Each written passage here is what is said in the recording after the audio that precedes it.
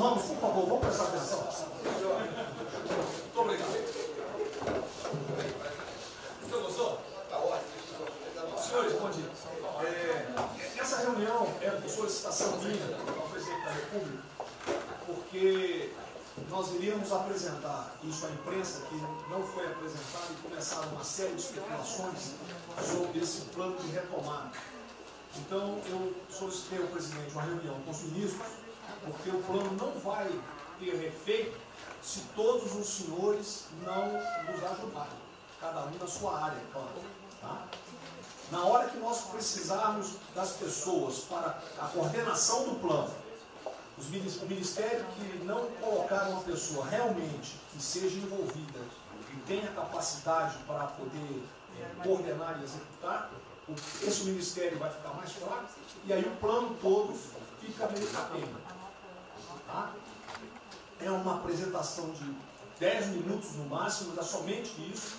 Eu pediria também aos senhores que a finalidade não é reunião de ministros para nós discutirmos nada, é simplesmente para apresentarmos o plano. Como é que saiu essa ideia? Então, eu estava conversando com diversos ministros, entre eles Rogério Marinho, o Tarcísio, inclusive o nome do plano, eu roubei do plano do Tarcísio, né? Pedi autorização a ele e roubei. É um plano Marshall brasileiro. Né?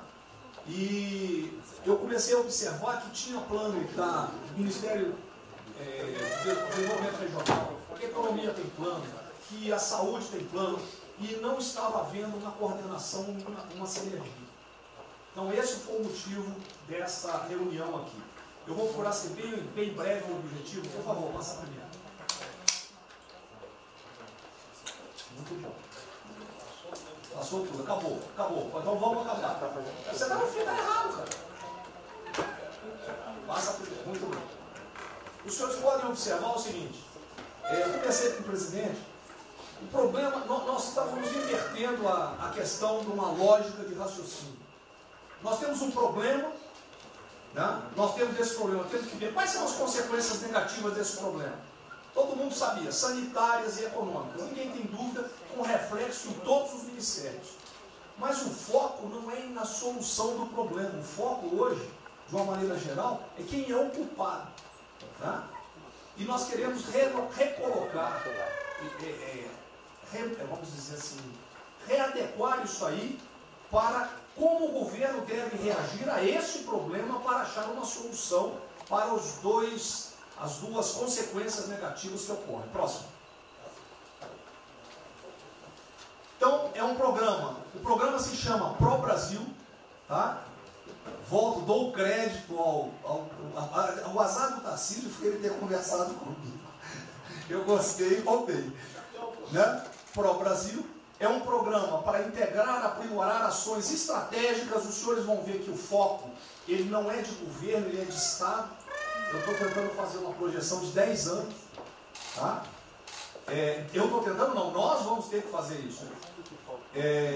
Para a retomada do crescimento socioeconômico em resposta aos impactos relacionados ao coronavírus. Tá? Pode passar. As dimensões do programa são essas aí. Tá? Ele pega um modelo de governança, ele busca melhoria da produtividade, investimentos estruturantes e ações estratégicas do setor público. Vai. O programa se divide em duas etapas, ou duas partes. O Pro Brasil, deixa eu ver aqui que eu não estou conseguindo enxergar, Ordem, e o Pro Brasil Progresso. Tá? O Pro Brasil Ordem, que você não imprimiu para mim, que eu agradeço, não, botou na página errada. Ele pega um arcabouço normativo, ele trata, essas são as medidas estruturantes dele. Vai ter que ter um arcabouço normativo, investimentos privados, segurança jurídica, jurídica e produtividade, melhoria no ambiente de negócios e mitigação dos impactos socioeconômicos. Na parte de investimento, ele foca em obras públicas, parcerias do setor privado. Esse programa também ele tem um foco na redução das desigualdades regionais. Tá? tem um foco na redução das desigualdades regionais. O Cid está com o dedo errado aí. E só um segundo, por favor. Pode passar, por favor, Cid. Qual é a abrangência do programa? Os senhores podem observar que ele tem uma parte de infraestrutura, ele tem ações viabilizadoras e tem ações de apoio na lateral. Como é que é o nome mesmo? Facilitadoras. Então, observe, na infraestrutura, com foco particularmente nessas obras que estão paralisadas, esses investimentos que nós estamos perdendo, que estão paralisados. Ele pega infraestrutura de transporte e logística, desenvolvimento regional e cidades, pega energia, mineração, telecomunicações. No desenvolvimento produtivo, ele foca na indústria, agronegócio, serviços e turismo. Nas laterais, os senhores têm a parte de cidadania, capacitação, saúde, defesa, inteligência e segurança. Tem também cadeias digitais, indústria criativa e ciência. E nas viabilizadoras, que são transversais em toda a parte do programa, nós temos finanças e tributação, legislação e controle, meio ambiente e a parte institucional e internacional. Qual é o nosso time frame que nós estamos pensando aí? A estruturação do programa. Eu preciso que os senhores, nós vamos fazer uma reunião, como os senhores podem ver, é a primeira reunião do grupo de trabalho, tá? Com todos os ministérios envolvidos. Na sexta-feira agora, tá? Os senhores vão receber o horário, e aí nós teremos de maio a julho a estruturação do programa. De agosto a setembro, o detalhamento do projeto. A partir de outubro, implantação em larga escala, tendo um foco prioritário naquelas ações que têm uma resposta mais imediata. Porque o brasileiro é o seguinte, na hora que nós lançarmos o programa, eles vão começar a cobrar resultado. Tá? Então eu tenho que ter alguma resposta para o público. E a efetividade dos processos de monitoramento, na realidade não está no final, ele está durante todo o processo. Tá? Passa mais um, sim. Volta. Aí. O horizonte do programa, se os senhores observarem, nós estamos pensando no horizonte, né, até 2020, na verdade até 2030. Tá? Mas uma primeira fase dele, ele é faseado até o final desse primeiro governo, mas com um planejamento que prossiga nisso aí. Esse é o foco do que o trabalho dos grupos vão ter que apresentar. Ok? Pode passar a última, por favor.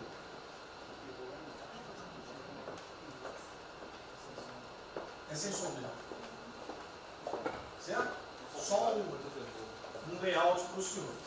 Então, na sexta-feira, eu solicitaria que os senhores, quando enviassem os representantes, esses representantes já viessem com uma noção dos programas ou do que os senhores pretendem dentro dos ministérios de vocês. Uma primeira ideia, e nós vamos partir disso para elaborar isso aí. O trabalho não será feito aqui é somente uma coordenação. Cada ministério vai fazer e nós vamos coordenar. Presidente, vamos dar a palavra para o Guedes, com todo respeito aos demais, acho que é o ministro mais importante nessa missão. Eu queria fazer a primeira observação seguinte: não chame de plano macho, que revela um despreparo enorme. Não, isso aqui foi só aqui agora. Quando se falou em plano macho, o Brasil é um nome espetacular. 10.000. Plano macho é um desastre. Revela despreparo nosso. Plano macho, por exemplo, os Estados Unidos podem fazer um plano macho para nos ajudar.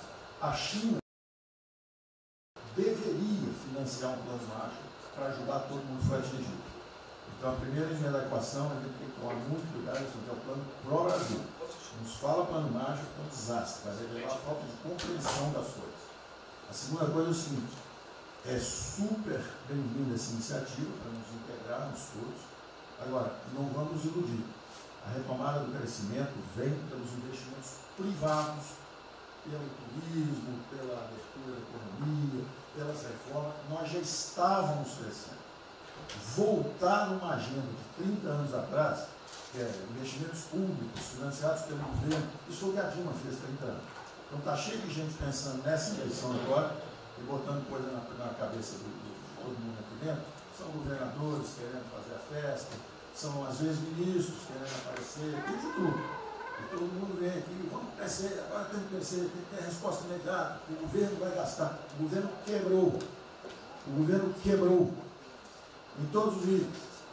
Prefeitura, governador e governo federal. O que nós conseguimos fazer? Nós sinalizamos o contrário. Nós desalavancamos o banco público, reduzimos o endividamento, baixamos os juros e o Brasil ia começar a voar. Então, se a gente lançar agora um plano, todo o discurso é conhecido, acabar com as desigualdades regionais, na linha, claro. Está lá, são os detalhes dele. É bonito isso, por isso é o que o Lula e a Dilma estão fazendo há 30 anos. Se a gente quiser acabar igual a Dilma, a gente segue esse caminho. Então, eu acho o discurso bom, mas nós temos que tomar cuidado e reequilibrar as coisas. Não pode o ministro, para querer ter um papel preponderante esse ano, destruir a candidatura do presidente, que vai ser reeleito se nós seguirmos o plano das reformas constitucionais originárias. Então, eu tenho que dar esse recado, uma vontade de exposição, nós vamos ajudar tudo, mas nós não podemos nos iludir. O caminho desenvolvimentista foi seguido. O Brasil quebrou por isso. O Brasil estagnou. A economia foi corrompida, a política foi corrompida. A economia estagnou através do excesso de gastos públicos. Então, achar agora que você pode se levantar pelo suspensório, como é que o governo quebrado vai investir, vai fazer grandes investimentos públicos? Tarcísio sabe disso, conversando sempre. Tarcísio sabe o seguinte: quanto é que você consegue, Tarcísio, passar de 5 bi para quanto? Para 15, para 20, para 30? Multiplicou por 6. Quanto é que você consegue de investimento em concessões? 250. Tá certo? Então, ó, tem 100 bilhões vindo para saneamento, tinha 100 bilhões que viriam, as 17 maiores petroleiras do mundo viriam para a nossa seção onerosa, 100 bilhões de seção onerosa, 100 bilhões de mineração, 100 bilhões de saneamento, 230 bilhões de concessões, 500 bilhões. Cadê o dinheiro do governo para fazer isso? Não tem. Então, quem está sonhando é sonhador. A gente aceita. Politicamente, a gente aceita. Vamos fazer todo o discurso da desigualdade, vamos gastar mais, precisamos eleger o presidente. Mas o presidente tem que pensar daqui a 3 anos. Não é daqui a 1 ano, não. Tem muita gente pensando na eleição desse ano. É só a observação que eu faria. Eu estou fora de eleição de só um minutinho. A ideia aqui, ninguém falou em investimento público por enquanto. Inclusive, nós falamos ali em investimento, falamos inclusive em investimentos privados. O que tem que acontecer é o seguinte: eu estou vendo um plano de tanta gente, nós temos que centralizar a imprensa, a economia, vai exatamente o que pode, o que não pode. Fundamental a coordenação. Até para isso na imprensa que está saindo. Que são na imprensa assim, plano Marshall e economia está fora. Quer dizer, alguém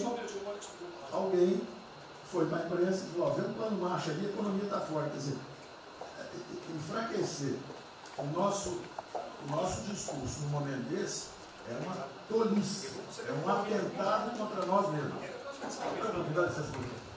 Questão da imprensa, eu acho que eu resumi hoje dentro do Palácio 20 segundos. Eu não vou falar com vocês, que vocês não deturpam, vocês inventam e potencializam. Tem que ser o papel de cada um, não pode um sair daqui no cantinho, foi mais ou menos. Não pode falar nada, tem que ignorar esses caras, 100%. Senão a gente não vai para frente. Tem que estar sendo pautado para esses pulhas, o tempo todo jogando um contra o outro. É a Pedro Cristina contra mim, não pode jogar a Pedro Cristina, joga ela contra mim, o tempo todo. Tá? Então, se a gente puder falar zero com a imprensa, é essa aí. Bom, eu vou ser muito rápido aqui, general. Primeiro, parabéns. É fundamental esse processo de coordenação e de centro de governo. Nós precisamos ter isso cada vez mais aprofundado e com melhor qualidade. Segundo, eu quero, não precisa, mas eu quero me somar a essa visão do ministro Paulo Guedes, porque vamos lá. Nós recebemos o governo com 36 mil obras paradas. Oriundas da onde? Do PAC. Só para lembrar. O Abraão tem não sei quantas mil creches. 3 mil creches paradas que somam nessas 36. Então, o que nós trouxemos para o Brasil e como é que nós começamos o ano, e eu vou lembrar, presidente, o senhor sempre disse, é muito triste ver um brasileiro chegar no exterior e ser recebido com o manto da desconfiança. Pois nós passamos, Paulo Guedes, o ano todo, Tarcísio, Tereza, Bento, o nosso ministro Marcos Pontes e outros, andando pelo mundo e fazendo o quê? Vendendo o Brasil. Terminamos o ano, lembra do número, 482 bilhões de investimentos para os próximos 20 anos.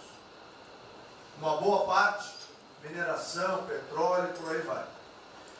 Recebemos 90 bilhões de bônus de outorga. Nós temos 10 bilhões de dólares do governo da Arábia Saudita que precisa definir onde é que vai votar. Mas o príncipe autorizou. São 50 bilhões de reais.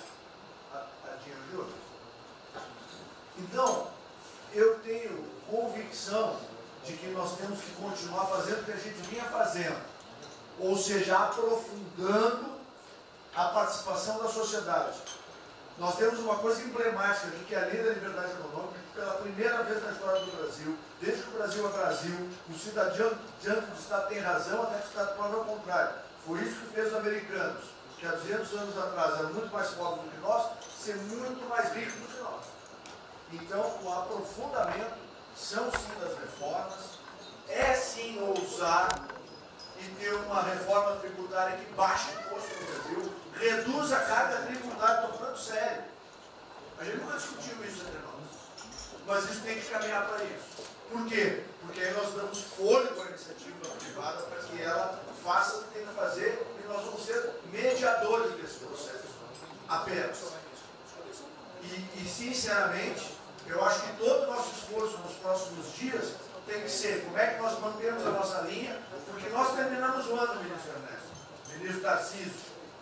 O senhor foi recebido na associação, na Federação das Indústrias Alemãs com um slide que mostrava a 163 os caminhões atolados e a 163 pavimentado.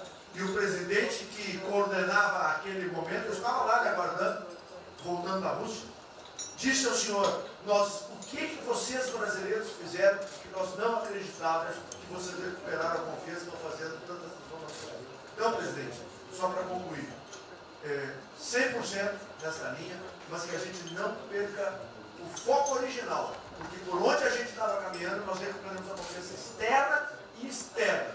Fomos acometidos de algo muito grave, que é uma doença, e que foi levado ao paroxismo da histeria, porque serve ao interesse de muitos, os mais variados, eu não vou aqui detalhar.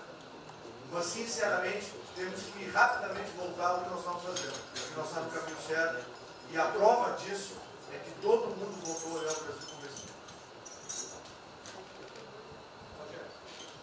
Bom, eu vou partir do princípio que todos que estão aqui são bem intencionados e querem bem no Brasil. Eu não acredito em teoria da conspiração, nem que ninguém quer solapar os alicerces da República, nem abalar a administração do presidente Bolsonaro. Eu quero lembrar a todos que não existem verdades absolutas. Por favor, vamos refletir. O que está acontecendo hoje no mundo não tem parâmetros nos últimos 100 anos. O que está acontecendo hoje no mundo vai permitir, de acordo com a FMI, que foi a previsão de uma semana atrás, de uma diminuição de quase 3% do PIB mundial, no caso do Brasil de mais de 5%.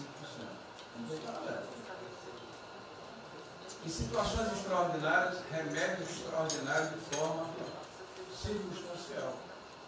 Isso não significa que nós tenhamos a necessidade de implantarmos uma política permanente. O ministro Braga Neto está, na sua apresentação, ele estabelece, inclusive, um limite temporal e deixa claro que é uma política de Estado. O que eu peço é que nós tenhamos aqui as mentes abertas e que os dogmas, quaisquer que sejam eles, sejam colocados de lado nesse momento. Porque os governos do mundo, certamente, têm a capacidade de entender o que está se passando. Eu tenho visto governos extremamente liberais preparando programas de reconstrução, levando em consideração a necessidade de que o Estado Estado Nacional passa a ter um papel diferente como tomador de risco nesse momento em que há uma queda bruta da liquidez. O ministro Onyx fala com muita propriedade da Arábia Saudita nos 10 bilhões de dólares. É bom lembrar, está aqui o ministro Bento, que está se pagando para se retirar petróleo do mundo. Os países vão utilizar suas respectivas liquidez para resolver os seus problemas de infraestrutura e de retomada das suas economias. Nós temos que ter segurança jurídica, respeito a contratos, capacidade de alavancar recursos privados com a inversão de recursos públicos, sim. É bom lembrar que eu tenho ouvido falar, não sei se é verdade, depois vai colocar na ponta do lápis, que a gente pode chegar a 600 bilhões de reais esse ano de ajuda a empresas e a pessoas físicas. Recursos do governo federal, fruto de endividamento do governo, desse governo, que vai terminar o ano com um déficit 4, 5, 6 vezes maior do que estava precificado no início do ano. Caiu um meteoro sobre as nossas cabeças.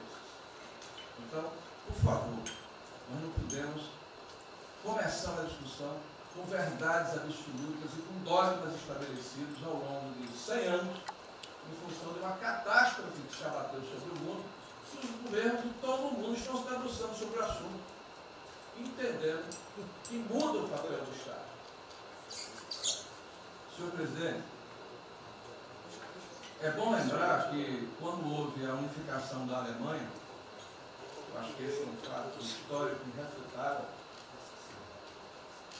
o Estado alemão entendeu e fez um pacto de que haveria necessidade de investir em capital humano e infraestrutura na Alemanha Oriental para diminuir desigualdades regionais. E esse é um pacto do Brasil. Essa pode ser uma catástrofe que vai nos afundar, ou pode ser uma onda para a gente surfar, uma alavanca para reparar o país. Todos os países do mundo estão submetidos ao mesmo processo. Vai depender da nossa capacidade de termos uma opção clara de que forma vamos sair desse problema. Se vamos gastar 600 bilhões de reais para resolver uma situação que é emergencial e todos reconhecemos que é necessária, e darmos segurança à população, no caso alimentar, para evitarmos o caos, para diminuirmos a mortandade das empresas, tudo bem, está correto, essa é a boa direção. Por que não 5, 6, 7% desse total, 10% desse total, que é obra de infraestrutura?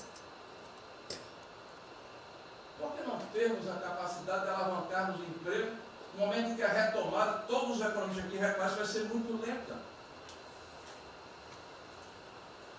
Bom, eu só estou falando isso, presidente, para que nós possamos ter essa discussão sem dogmas, sem verdades absolutas, sem a preocupação de que as coisas continuam como eram antes. Não são como eram antes. Aqui e no mundo inteiro. É isso.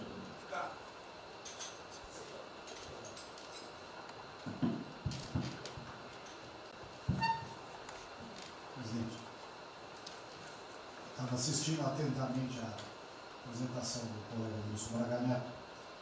Na parte final, no slide das questões transversais, ao meio ambiente, mas eu acho que o que eu vou dizer aqui sobre o meio ambiente se aplica a diversas outras matérias. Nós temos a possibilidade, nesse momento que a atenção da imprensa está voltada quase que exclusivamente para o Covid e daqui a pouco para a Amazônia, o general Mourão tem feito os trabalhos preparatórios para que a gente possa entrar nesse assunto da Amazônia um pouco mais calçado, mas não é isso que eu quero falar. A oportunidade que nós temos, que a imprensa não está nos dando um pouco de alívio nos outros temas, é passar as reformas infralegais de desregulamentação, simplificação, todas as reformas que o mundo inteiro, nessas viagens que se referiu ao Mix, certamente cobrou dele, cobrou do Paulo, cobrou da Tereza, cobrou do Tarcísio, cobrou de todo mundo, da segurança jurídica, da previsibilidade, da simplificação. Essa grande parte dessa matéria, ela se dá em portarias e normas dos ministérios que aqui estão, inclusive de meio ambiente, e que são muito difíceis, e nesse aspecto acho que o meio ambiente é o mais difícil de passar qualquer mudança infralegal em termos de infraestrutura, instrução normativa e portaria, porque tudo que a gente faz é pauta no judiciário, no dia seguinte. Então, para isso precisa ter um esforço nosso aqui, enquanto estamos nesse momento de tranquilidade, no aspecto de cobertura de imprensa, porque só fala de Covid, e ir passando a boiada, e mudando todo o regramento, e simplificando normas, de IFAM, de Ministério da Agricultura, de Ministério do Meio Ambiente, de Ministério disso, de Ministério daquilo. Agora é a hora de unir esforços para dar de baseada a simplificação de regulatória que nós precisamos, em todos os aspectos. E deixar a AGU, o André não está aí, né? E deixar a AGU de stand-by para cada pau que tiver, porque vai ter.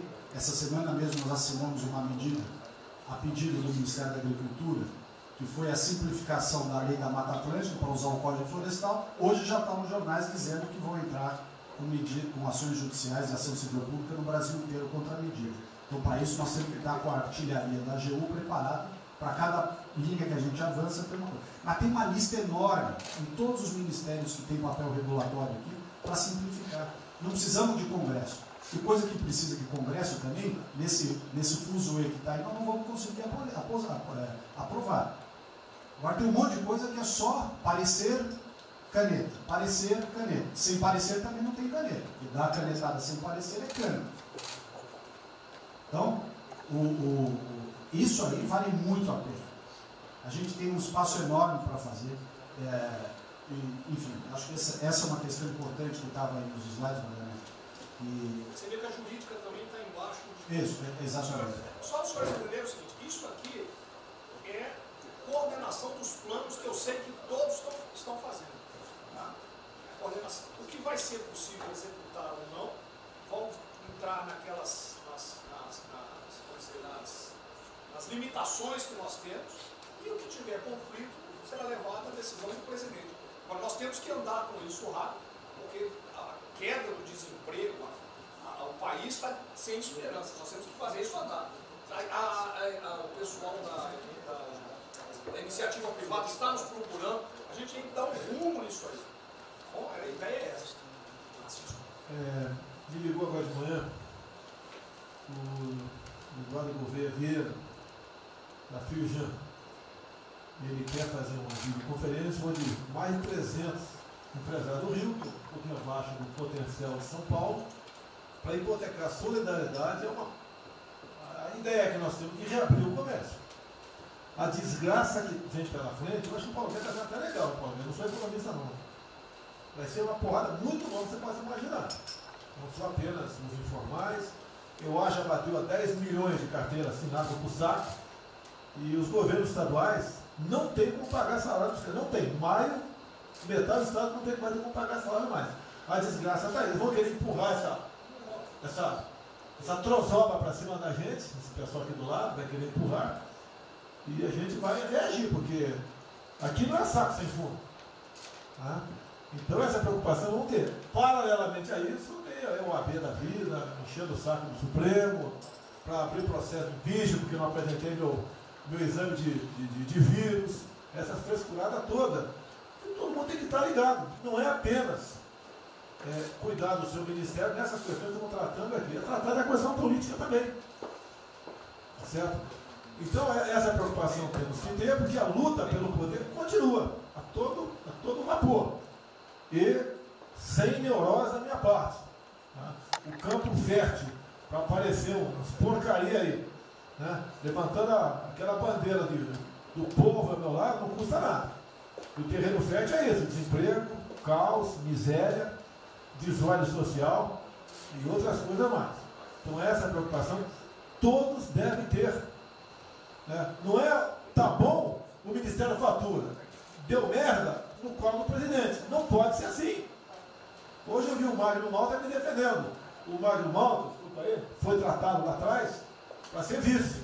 Depois ele resolveu não ser, tudo bem. Depois foi tratado para ser ministro, tudo bem. Agora, politicamente, ele nunca me deu uma alfinetada e sempre está defendendo os problemas que ele tem. Então, não é o ministro em peito aberto enfrentar, entrar no covil dos leões. Mas não pode. Né? Por exemplo, quando se fala em possível impeachment, ação no Supremo, baseado em filigranas, eu vou em qualquer lugar no território nacional. Ponto final. O dia que for proibido de ir para qualquer lugar do Brasil, pelo Supremo acabou o mandato. E espero que eles não decidam, ou ele, né, monocraticamente, querer tomar certas medidas, que daí nós vamos ter uma crise política de verdade. E eu não vou meter o rabo dentro da ferro. Zero. Certo? Porque se eu errar, se achar um dia ligação minha com o empreiteiro, dinheiro na conta das ruins, porrada, sem problema nenhum. Vai para o impeachment e vai embora. Agora, com frescura, com babaquice, não. Até em cima do que eu falei, em frente ao Forte Apache. Eu sou o chefe supremo das Forças Armadas. Por final, o pessoal estava lá, eu fui lá, dia do Exército. E falei algo que eu acho que não tem nada demais. Mas a repercussão é enorme. Oh, o AI-5. Cadê o AI-5? Acabou agora. O AI-5 não existe adicional no Brasil mais. É uma besteira. Artigo 142. É um pessoal que não sabe interpretar a função. Agora, em cima disso, fazer uma onda. Vamos ouvir deputados, empresários, seja o que for. Agora, quando a Câmara fala lá dentro, uma homenagem a Che Guevara, a Mao Tse Tung e tudo mais, não tem problema nenhum. Quando o Partido Comunista do Brasil faz suas convenções e do lado lá, Fidel Castro, não tem problema nenhum. Quando um coitado levanta uma placa de AI-5, que eu estou me lixando para aquilo, não existe AI-5. Não existe. Artigo 42. Nós queremos cumprir o artigo 42, todo mundo quer cumprir o artigo 42. E a necessidade, qualquer dos poderes pode, né, pedir às Forças Armadas que intervenham para restabelecer a ordem no Brasil, naquele local, sem problema nenhum. Agora, todos, né, têm que se preocupar com a questão política e aquele direito, tira a cabeça da toca, porra. Não é só ficar dentro da toca o tempo todo, não. Estou bem, estou cuidando da minha imagem, a minha imagem está aqui, eu sou bonitinho, e o requisito todo, não, tem que fazer a sua parte. Então é isso que eu tento falar com você, que depois, num certo momento, onde chegar a cabeça dessas pessoas, fica difícil voltar atrás. Daí que é uma crise, é uma crise. Não tem mandato para a cadeira de presidente. Zero. Não vou provocar ninguém. E assim como a defesa faz uma nota muito boa, dizendo que vai cumprir a Constituição, a liberdade, 10, né, e não aceita golpe, 10, também não aceita o contra-golpe dos caras, porra. Vai deixar alguns malucos aí, que sabe quem são, ficar aí naquela fervura de o presidente é irresponsável, ele é maluco, ele é genocida. Não é assim. O que vale para um lado, vale para o outro. O que não vale para um lado, não vale para o outro. Essa é a nossa preocupação que devemos ter. Por isso que está aqui o pró-Brasil, mas também com a questão política. Se nós começarmos a falar com propriedade, e tem muita gente que fala muito melhor do que eu, e tem um conhecimento muito melhor do que eu, tem que falar discretamente, mas tem que falar, para não deixar subir a temperatura, que é só porrada o tempo todo em cima de mim. E vou continuar indo em qualquer lugar do Brasil, ponto final, não é problema meu. Tá certo? Se eu não tivesse direito de vir, prefeitinho lá no fim do mundo, um jaguapoca do prefeito, manda prender. Tem que a justiça se posicionar sobre isso, porra. Tem que se posicionar sobre isso abertamente. Não admitimos prisão por parte do prefeito e o decreto. Tem que falar, não vai ficar quieto. E quem direito aqui, todos têm que falar isso aí, não é só a justiça. Todos têm que falar. Não é ficar, toca o barco não e vamos em frente. Tá? Então é isso que eu apelo a vocês, pô. Essa preocupação, acordem para a política e se exponham. Afinal de contas, o governo não só. E se eu cair, cai todo mundo. Agora, se vai cair um dia, vamos cair lutando, uma bandeira justa, não por uma babaquice de exame antivírus, pô. Pelo amor de Deus, pô. Tá? Eu, até já bem claro, de uns 8 anos para cá, quando pedia farmácia de manipulação, um remédio qualquer, eu falava com o médico. Bota um nome de fantasia, porque se for o meu nome para lá, como era sempre um cara manjado, né, tem 3, 4 que vão manipular lá o medicamento, pode me envenenar, pô. E assim é a mesma coisa a questão do vírus, entre outros. De acordo com o interesse, o cara dá negativo, ou dá positivo, depois que deu, vai para a contraprova, vai dar problema. E nós sabemos, tá certo, que nós temos um compromisso com a verdade. Eu jamais mentiria se não tivesse realmente um exame negativo. Jamais eu mentia negativo, deu positivo, vice-versa. Jamais. A verdade é acima de tudo. Então é um apelo que eu faço a todos que se preocupem com política para não ser surpreendido. Eu não vou esperar o barco começar a afundar para tirar água. Estou tirando água e vou continuar tirando água de todos os ministérios. Tocante a isso. A pessoa tem que entender. Se não quer entender, paciência, pô. E eu tenho o poder e vou intervir em todos os ministérios, sem exceção. Nos bancos eu falo com o Paulo Guedes, se tiver que interferir. Nunca tive problema, zero problema com o Paulo Guedes.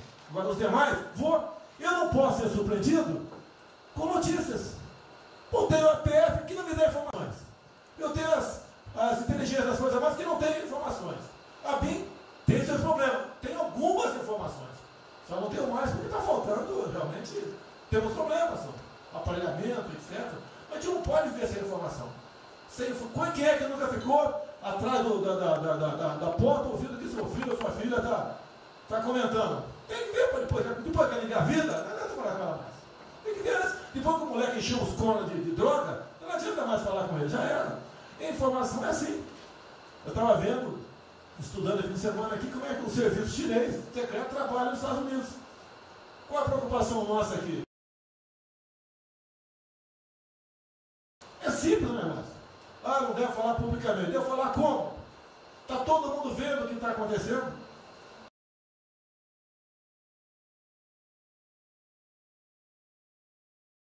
Tudo bem. Você tira do porra. Não tira. É uma realidade. Não adianta esconder mais, tapar o sol com a peneira. Vai em alguns ministérios, tem gente descontada aqui dentro. Então não quer zero.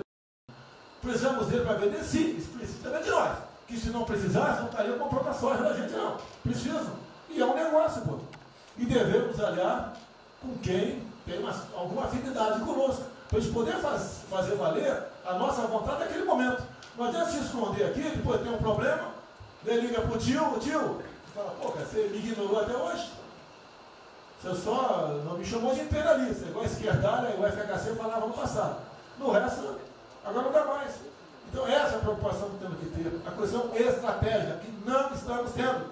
E me desculpe, o serviço de informações nosso, todos, são uma vergonha.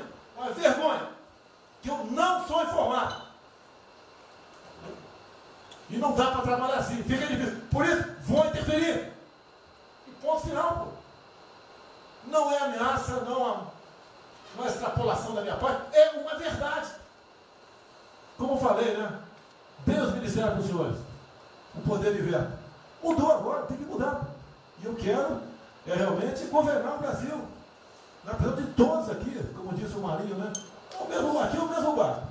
Se alguém cavar no porão aqui, vai todo mundo para o saco aqui, vai todo mundo morrer afogado. Então é isso que a gente precisa. É pensar além do que tem que fazer internamente aqui. Quando eu explodi em metro, conversei com o Paulo Guedes. Desculpa a linguagem, é uma putaria. Putaria em metro. Trocar tacógrafo, trocar taxímetro, botar chip na bomba de combustível. Putaria, igualzinho tomar 3 pilos. Está muito bem agora, a imprensa viu porrada. Botou um coronel. O coronel foi batido pelo hino. Eu ia botar um coronel, você vai ter uma formação. Tá? E assim nós devemos agir. Como está discutindo agora, IFAM, está lá vinculado à cultura. Eu fiz a cagada em escolher, não escolher uma pessoa que tivesse também outro perfil. Uma excelente pessoa que está lá, tá? Mas tinha que ter outro perfil também. IFAM para qualquer obra do Brasil. Compara com o Luciano Hang. Encontra lá um cocô petrificado de índio, para a obra. Para a obra. O que tem que fazer? Alguém no IFAM que resolva o assunto.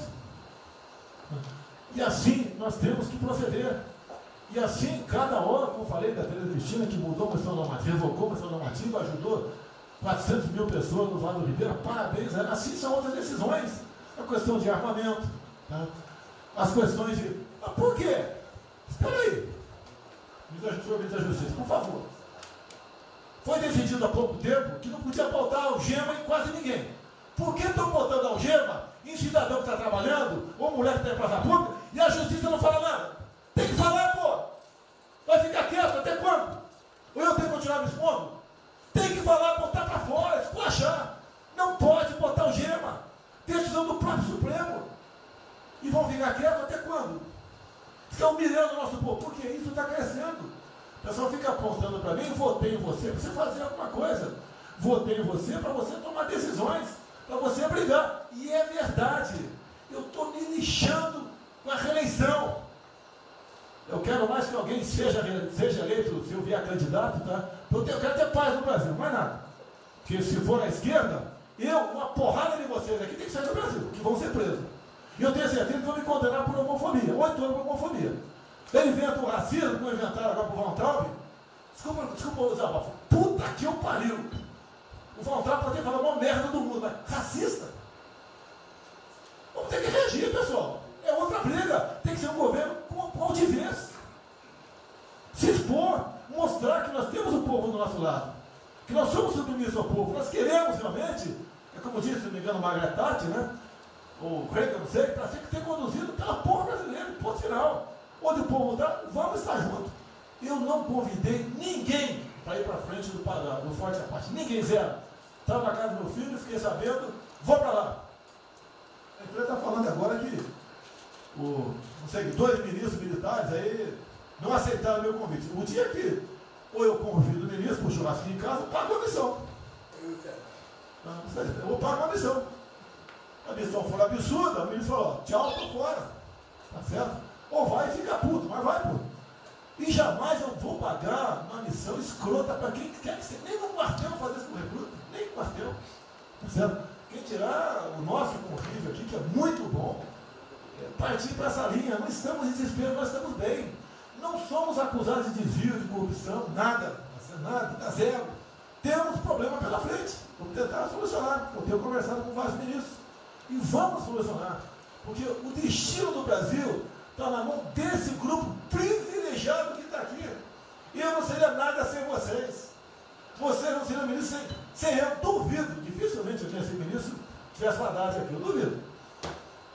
Podia aceitar por alguns dias, né? Depois ver a sacanagem que ia ser. Não ia ser diferente do que foi os 2 anos anteriores do PT. Né? Ia pedir para sair. Então, um apelo para vocês. Todo mundo se preocupa com o futuro do Brasil, com a questão política. Criticar um ato de uma pessoa ou outra não é criticar o Congresso ou de criticar o Supremo Tribunal Federal. Quem não ficou revoltado, o Moro ficou revoltado com a liberdade desse pessoal. Por causa de vírus, botou esse estuprador para fora. Imagine ter estuprado uma filha nossa, um filho da puta desse posto de liberdade. Nós temos que colocar no lugar dessas pessoas, desse pai que tenha sido estuprado, aí o vagabundo foi posto na rua. Com a decisão, foda-se quem seja, tem que jogar pesado em cima disso. Não é um desabafo, pessoal, é uma realidade. O nosso barco está indo, mas não sabemos ainda, no momento, dado o último caso, vírus, para onde é nosso barco. Pode estar indo em direção ao iceberg. A gente vai para o fundo. Então vamos se ligar, vamos se preocupar. Quem de direito se manifesta com altivez, com palavras polidas, tá? Mas tomar uma posição. Porque não pode tudo veio para a minha retaguarda, tudo. Tá?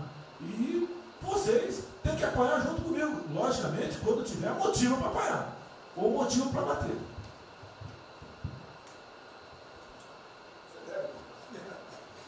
Não, eu já caí.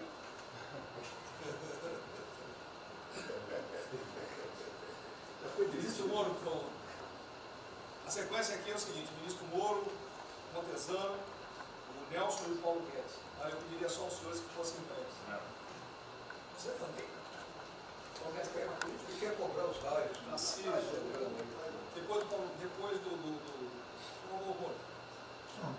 bem, a primeira questão do plano ali que foi apresentado, fica aqui o registro do meu elogio, certo que ele tem que ser preenchido aí nos detalhes, existem as questões econômicas a ser resolvidas lá pelo Ministério da Economia, a ser trabalhado também com as outras áreas econômicas. Só faria uma sugestão aqui, ministro, se pudesse colocar desde logo, em algum momento desse plano, alguma referência importante também à segurança pública e a controle da corrupção. Foram 2 temas centrais, né, nas últimas eleições, e são 2 temas que, embora, claro que o plano vai ficar sujeito aí ao detalhamento necessário, mas acho que é importante ter uma referência inicial para não parecer que nós estamos descurando desses aspectos específicos. Nós não entramos em detalhes, porque isso aqui, os senhores viram que todos os ministérios praticamente se renderam. Isso aí, para mim, viria no detalhamento do ministério. Mas eu acho que politicamente cabe.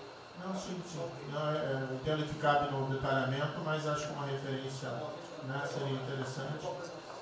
Tem que apontar também que foi uma vitória do governo, do presidente. No ano passado houve uma queda expressiva desses principais indicadores criminais. Isso, embora seja mais vinculado com a questão da vida e segurança das pessoas, também é um fator importante para o investimento econômico, para também melhorar o ambiente econômico. E o controle da corrupção também é pressuposto. Né? Então, faria exclusivamente essa sugestão específica. Já está anotado. Lucas, não. Ministro, primeiramente, parabéns. Acho que é muito oportuno para a gente começar a falar do dia seguinte. O próprio ministro Guedes, nas discussões que temos tido nas últimas semanas, tem nos orientado. O BNDES foca na reconstrução, foca no dia seguinte, porque a crise de saúde vai demorar alguns meses e a reconstrução muito mais meses do que isso. Então é muito oportuno a gente já começar a discutir isso. Segundo, aqui eu subscrevo as palavras do ministro Salles. O que a gente tem observado nos projetos e concessões, etc., uma parte crítica, essa legislação para o funcionamento da máquina pública. É um momento muito oportuno para a gente aproveitar isso. Isso faz uma baita diferença no preço de um projeto, na velocidade, faz muita diferença. Então, eu subscrevo aqui as palavras do ministro Salles.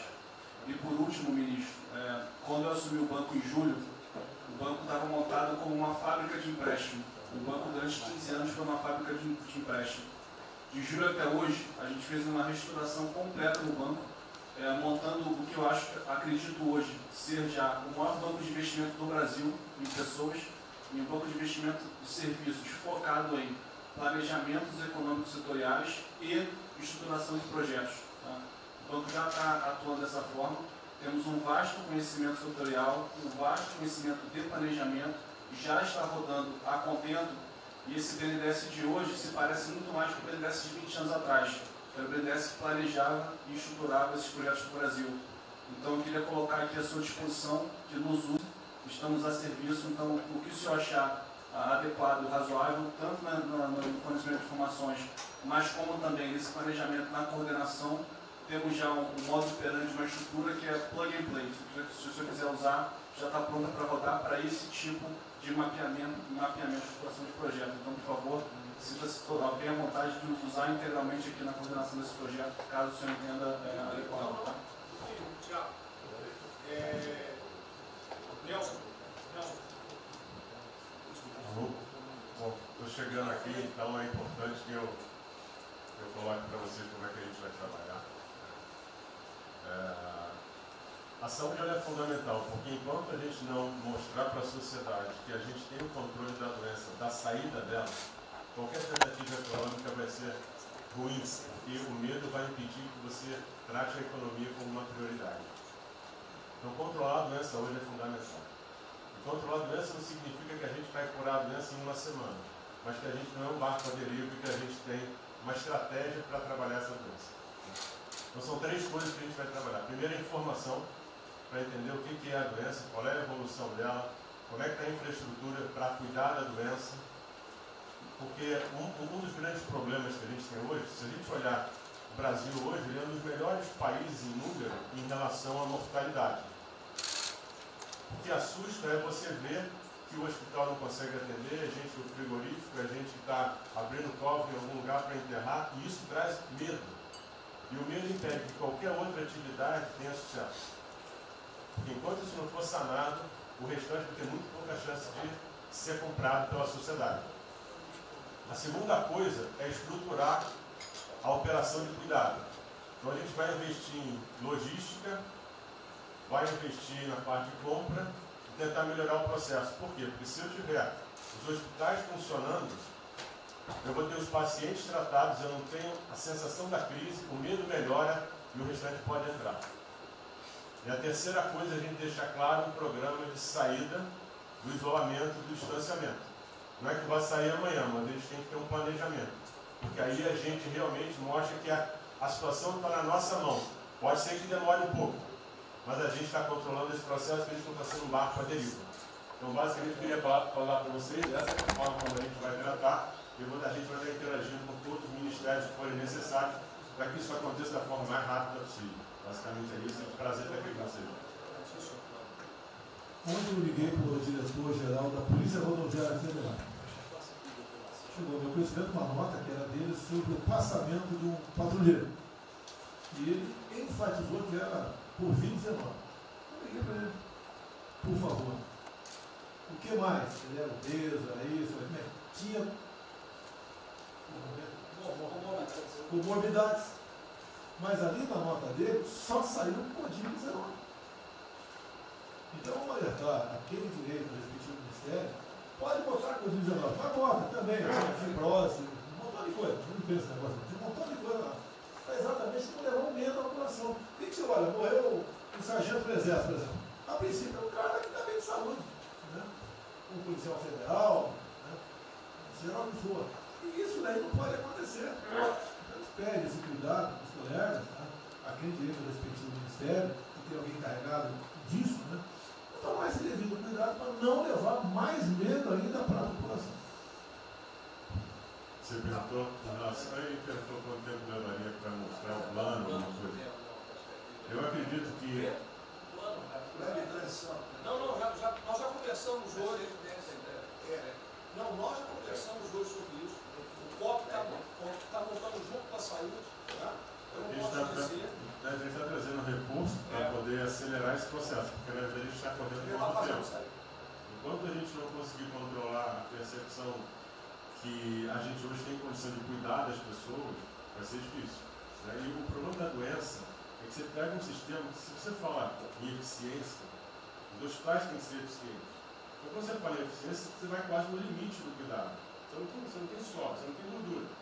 Quando você pega uma doença que chega, que é muita gente ao mesmo tempo, você não consegue ter agilidade para preparar o sistema para cuidar dela.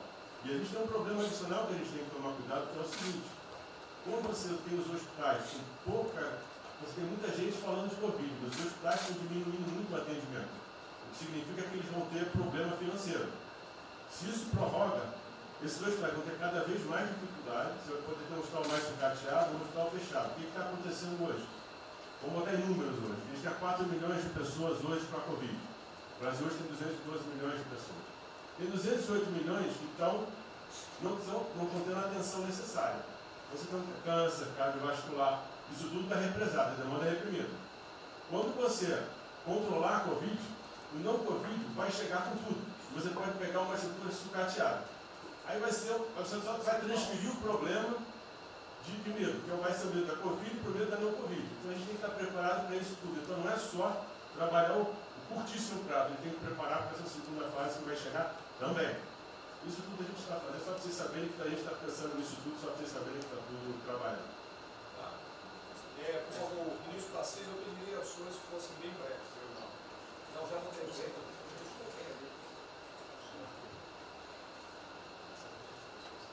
Só para louvar a iniciativa, acho que é importante essa coordenação da Casa Civil. Tenho certeza que é o que a sociedade espera isso de nós. A boa notícia é que a gente vem conversando com os investidores, eles estão interessados no nosso programa de concessão. Claro que a gente vai ter que ajustar alguma coisa nos projetos em função da percepção do nível de risco. E a gente vai fazer isso calibrando taxa de retorno, monitorando melhor agora a questão da demanda, né, reestimando a demanda nos projetos, mas a gente tem certeza que os projetos vão sair. Qual o cuidado que a gente tem que ter? A gente fala em 250 bi de investimento, só que concessão funciona o seguinte: o que a gente contratar agora vai gerar investimento em 2023, 2024, não é imediato. E a gente vai precisar de fazer alguma coisa imediata, e aí tem que ter a inteligência, porque também não adianta. Isso, me dá lá 30 bi por ano, não vou gastar, eu não vou usar. Eu não vou ter condição de fazer, de usar isso. Né? Porque nos períodos altos, lá que a gente executou mais, a gente consegue ali ter uma capacidade operacional de executar 13, 14 mil, não mais. E a gente já tem 8 de orçamento por ano. Então, no final das contas, a gente fazendo as contas e vendo o que nós já temos de projeto pronto, o que é necessário, que agrega valor imediato. É um 35 Maranhão lá, que leva a safra para o Porto de Itaqui, que se acabou. Ali eu posso fazer uma intervenção imediata. E no que a gente vai falar? Estou falando de pegar os 8 que a gente tem e agregar mais 3, mais 4. É essa a conta. Eu acho que isso é realmente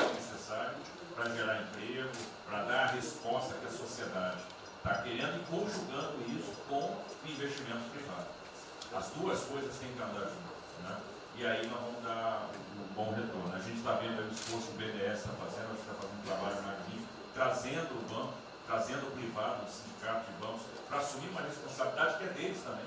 O Banco Central injetou um monte de liquidez aí no sistema, para o dinheiro não ficar empossado, e aí preservando o caixa para atuar, né, nesses projetos de infraestrutura que vai ser fundamental. Então, eu acho que é essa linha que nós precisamos ter, né? E tivemos aí dois caras aí na história recente que pegaram terra arrasada e entraram para a história. Um foi o Roosevelt, o outro foi o Churchill. O terceiro vai ser o Bolsonaro.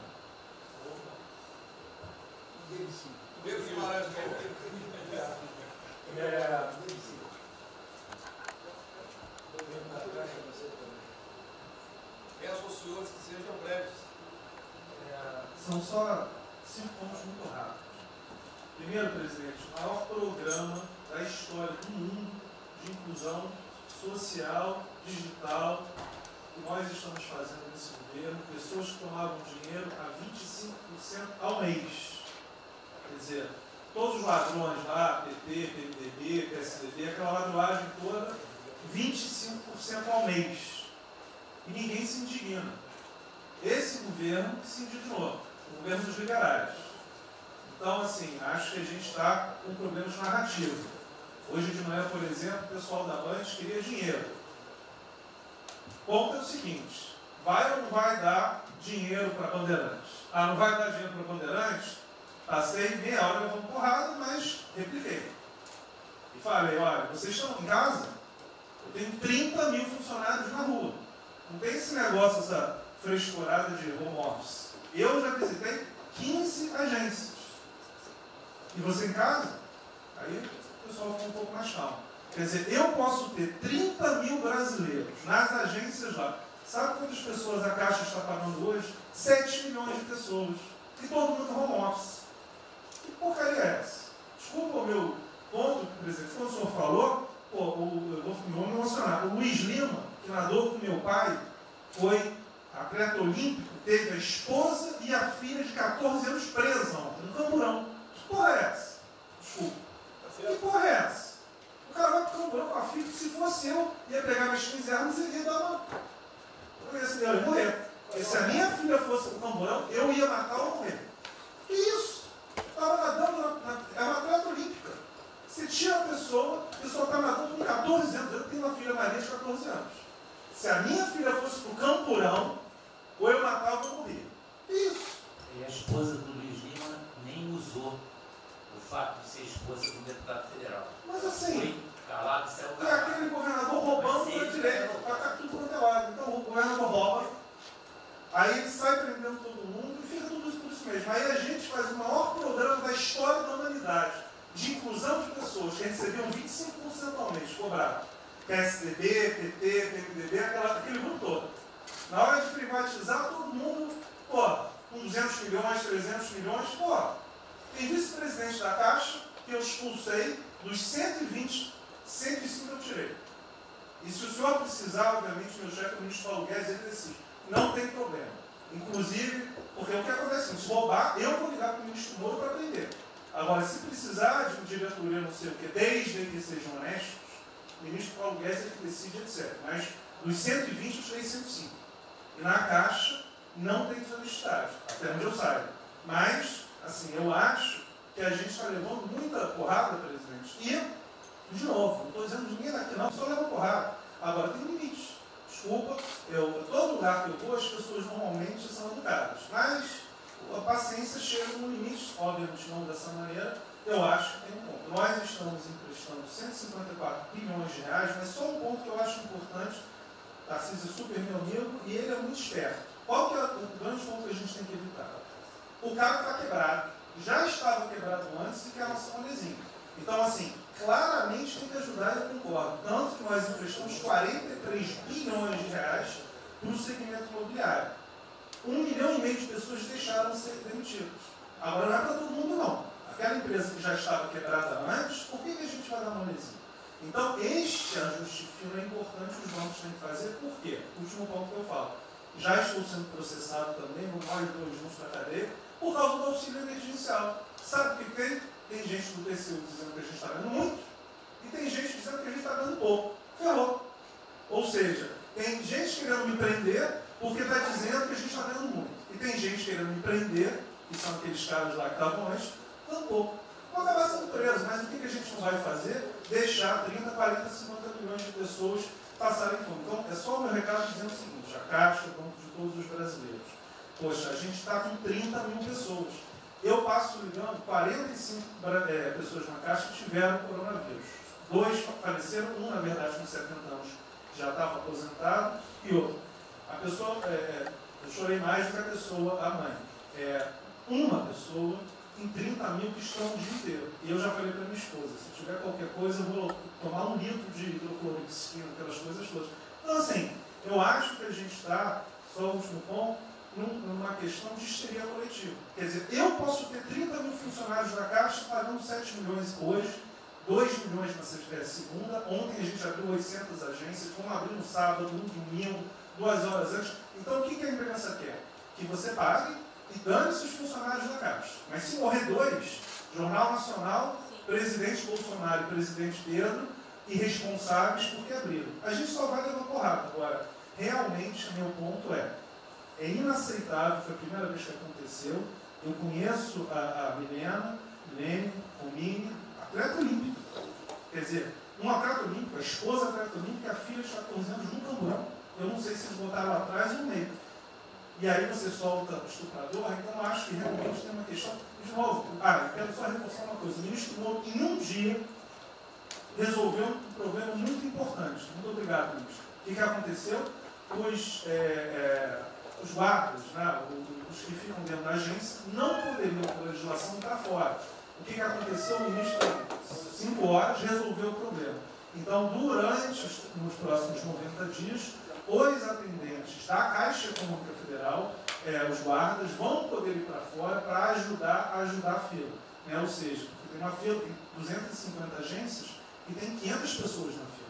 E aí, com a ajuda do ministro Moro da Polícia Federal, eles emitiram uma portaria. Então, só para finalizar, quero agradecer, ministro. Esse é um registro aí, até foi fácil de resolver, foi a Polícia Federal que resolveu.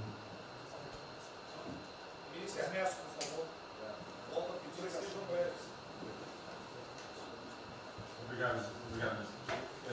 Rapidamente, sobre o plano. A dimensão internacional do plano, evidentemente, é fundamental, já está aqui contemplado. Eu queria mencionar o seguinte: eu acho fundamental que essa dimensão internacional não seja simplesmente uma adaptação nossa ao cenário internacional, mas que ela leve em conta a capacidade que o Brasil hoje tem de influir no desenho de um novo cenário internacional. Eu estou cada vez mais convencido que o Brasil tem hoje as condições, tem a oportunidade de se sentar na mesa de 4, 5, 6 países que vão definir a nova ordem mundial. Um dia, na conversa do presidente com o primeiro-ministro Danilo, o indiano disse que vai ser tão diferente o pós-coronavírus, o pré, quanto o pós-segunda guerra, o pré. Eu acho que é verdade, e assim como houve um Conselho de Segurança que definiu a ordem mundial, 5 países depois da Segunda Guerra, vai haver uma espécie de novo Conselho de Segurança, e nós temos dessa vez a oportunidade de entrar nele e acreditar na possibilidade do Brasil influenciar e ajudar a formatar um novo cenário. E esse cenário, acho que ele tem que levar em conta o seguinte: estamos aí revendo os últimos 30 anos de globalização. Vai haver uma nova globalização. O que aconteceu nesses 30 anos? Foi uma globalização cega para o tema dos valores, para o tema da democracia e da liberdade. Foi uma globalização que a gente está vendo agora, criou um modelo onde no centro da economia internacional está um país que não é democrático, que não respeita os direitos humanos, etc. Essa nova globalização acho que não pode ser cega. Tem que ser uma globalização, tem que ser uma estrutura que leve em conta, claro, a dimensão econômica, mas também essa dimensão da liberdade e do valor. E da mesma maneira, acho que o plano está apontando para isso, na nossa dimensão nacional, também não pode ser um plano cego para essas dimensões daquilo que nos traz, né, que traz o projeto do presidente, que é não simplesmente a eficiência, a pujança, o crescimento econômico, mas a liberdade, o combate à corrupção, a reinvenção do Brasil livre, dessas mazelas com a extensão. Obrigado. obrigado, ministro. Roberto Campos. É o último, ó, é o último que colocou. Não, é bem rápido. É só vou voltar na história. Vou voltar aqui numa história breve. Queria lembrar que no fim do governo Dilma a taxa de juros era 14,5%, a curta, mas a taxa longa era 20%. E aí quando a gente olha o que aconteceu e o que proporcionou a taxa de juros cair, é interessante, porque teve um dia, 18 de agosto, saiu uma manchete no jornal e todos os elementos apontavam que ia ter o teto de gastos. Naquele dia, a curva de juros começou a cair e foi quando depois o presidente do Banco Central anterior começou a cair os juros. Ele caiu os juros até o nível de 6,5, estabilizou, teve a incerteza das eleições, com a incerteza do PT poder voltar, a taxa piorou. Depois, curiosamente, quando o mercado entendeu que ia ter a Previdência, foi quando abriu espaço para colocar os juros novamente. Então, a razão dos juros ter ido de 14,5, 15 ou 20 para o que está hoje foi o fato da sociedade do mercado ter entendido que o governo ia ter disciplina em relação às contas públicas. Isso a gente não pode esquecer. Tá? Se permite, Roberto, então você está dizendo aí que não só a Selic tem como uma taxa longa, nós devemos basicamente a PEC do teto, é isso? Isso. Estou dizendo exatamente isso. E depois também a Previdência. Então, dito isso, eu acho que é importante a gente passar essa mensagem. Um outro tema só, aí em relação ao plano, 3 pontos só que eu acho importantes. A gente tem feito reuniões entre os banqueiros centrais de vários países do mundo, quase todas as semanas. Eu acho que tem 3 pontos que são importantes. Primeiro, existe um consenso hoje que o mundo privado está com muito medo de tomar risco. Então, que não vai ter como ter uma saída rápida sem que o governo não entre de alguma forma tomando risco. Porque o mundo privado está com medo de tomar risco pelo fator medo, que é o fator que o doutor mencionou, que eu acho que é muito importante. Se amanhã você permitir todo mundo no estádio de futebol ver um jogo, será que todo mundo vai sair de casa e vai? Qual é o fator medo? E o fator medo é interessante porque quanto mais informação você tem, mais medo você tem, porque a mídia joga medo. Então você tem hoje uma classe mais alta que tem mais medo que a classe mais baixa, exatamente porque eles têm mais acesso à informação e a informação enviesada. Então, o primeiro ponto é esse tema de tomar risco. O segundo ponto rápido é um tema que eu acho que está muito crescendo também, crescendo bastante, que é a análise, que a gente chama de análise intertemporal. Quando você faz uma ajuda, quando o governo faz um gasto, geralmente acontece 2 coisas. Ou você bota fundo perdido, ou seja, esse gasto não vale nada, e aí vai ter um reflexo na economia, na taxa de juros, ou as pessoas exageram falando esse gasto vai ser um multiplicador. Provavelmente não é nenhuma coisa nem outra. O que eu acho que falta de analisar os gastos do governo é o quanto desse gasto que eu recupero lá na frente, via preservar empregos, via manter uma empresa viva, que ia morrer. Então eu acho que falta análise completa do gasto. O gasto nunca é fundo perdido. Também ele nunca é muito multiplicador, ele é um meio do caminho de uma coisa e outra. E o que eu acho que falta é a análise de eu vou gastar tanto e esse gasto vai ter essa efetividade. Por exemplo, existe uma percepção do mercado que dinheiro para governador e prefeito é dinheiro jogado fora. Pode ser que seja mentira, mas existe essa percepção hoje. E tem vários vídeos rodando por aí, os senhores devem ter visto, de que o dinheiro vai para a prefeitura e não vai parar, porque vai em bem intangível, que é difícil de controlar. Vai em programa que você nunca tem como monitorar. Então, acho que é importante esse tema de fazer essa análise intertemporal e ver realmente qual é a eficiência do gasto. E por último, último ponto, conversando com investidores, a gente tem feito isso, inclusive nós fizemos uma conversa, 2 bancos centrais com investidores, inclusive de infraestrutura, e o problema principal que aparece em toda a conversa no Brasil, do investidor privado, é que no passado, toda vez que o investidor privado entrou, teve muita sacanagem. O tema da governança é super importante. Então, eu estava conversando com o Marinho, a coisa mais importante desse projeto, na minha opinião, é garantir que a governança é boa. O investidor privado ter certeza que ele vai estar junto com o governo, ou ele vai estar em grande parte tomando risco, às vezes o governo vai tomar um pouquinho, mas que é uma coisa que ele não precisa se preocupar na frente da governança. E o jeito de melhorar a governança é colocar agentes internacionais que fazem governança mundial. A gente conversou um pouco sobre isso. Só isso. Obrigado. Obrigado.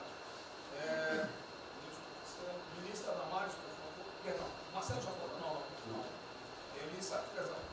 Ministra Damares. Ministro, parabéns pela ideia, mas eu preciso lembrar e eu preciso fazer sempre isso para que a gente não perca o foco, a questão de valores, ministro. Esse governo tem um pilar dos valores. Não se pode construir nada neste governo sem a gente trazer valores. Nós estamos sabendo, e a gente está falando o tempo todo, que nós não seremos mais os mesmos depois dessa pandemia. O mundo não será mais o mesmo nós não seremos mais o mesmo, e nós vamos ter que fazer uma revisão de políticas públicas no mundo todo e no Brasil. Nós vamos ter que nos reinventar, com certeza.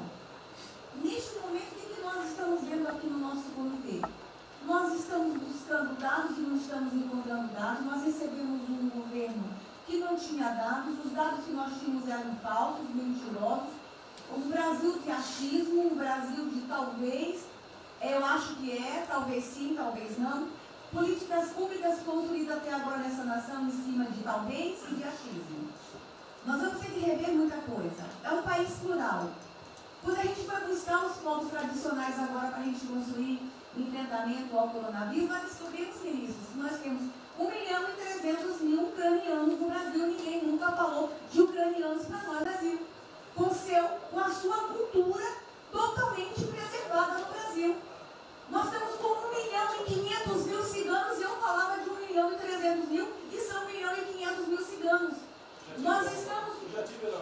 Então, presidente, nós vamos ter que rever muita coisa na aplicação das nossas políticas públicas no Brasil. Os nossos seringueiros são em números maiores do que a gente imagina no Brasil. Então, tudo que nós formos construir, nós vamos ter que ver, ministro, a questão dos valores também. A questão, os nossos quilombos estão crescendo e os meninos estão nascendo nos quilombos e seus valores estão lá. Então, tudo vai ter que ver a questão dos valores. E quando eu falo valores, ministro, eu quero dizer para o senhor, nós estamos com quase 80.000 idosos em abrigos no Brasil. Eu me surpreendi com números. Nós estamos com quase 60.000 crianças em abrigos no Brasil. Os números estão me surpreendendo. E eu estou com um número absurdo de mulheres também em busca de abrigos por causa de violência. Então, tudo isso tem que vir para este pacote. Nós vamos ter que fazer algumas revisões de políticas públicas no Brasil. Então, por favor, ministro, coloque aí a questão de valores. E quando eu falo valores, aí eu quero olhar para o nosso novo ministro aqui da Saúde e dizer, ministro, valores estão lá no seu ministério também. Neste momento de pandemia, a gente está vendo aí a palhaçada do STF trazer o aborto de novo para a pauta. E lá está a questão de as mulheres que são vítimas do Zika vírus vão abortar. E agora vem do coronavírus. Será que vão querer liberar que todos que tiveram coronavírus poderão abortar no Brasil? Vão liberar geral? O seu ministério, ministro, está lotado de feministas que tem uma pauta única, que é a liberação do aborto. Quero te lembrar, ministro, que está chegando agora, este governo é um governo pró-vida, é um governo pró-família. Então, por favor. E aí, quando a gente fala de valores, ministro, quero dizer que nós estávamos sim no caminho certo. A gente não precisa reinventar muita coisa, não. E eu quero citar aqui um exemplo da política indigenista como este governo estava construindo. Todo mundo começou a dizer, a esquerda começou a falar, que o coronavírus iria dizimar os povos indígenas no Brasil. O primeiro óbito, dia 12 de abril, sabe o que é isso? A forma como nós estávamos conduzindo a política indígena no Brasil. Primeiro óbito, dia 12 de abril. E eu fui lá para a Amazônia, em Roraima, junto com o presidente da FUNAI e o secretário nacional de saúde indígena, para acompanhar o primeiro óbito. A forma como a gente conduziu deu muito certo.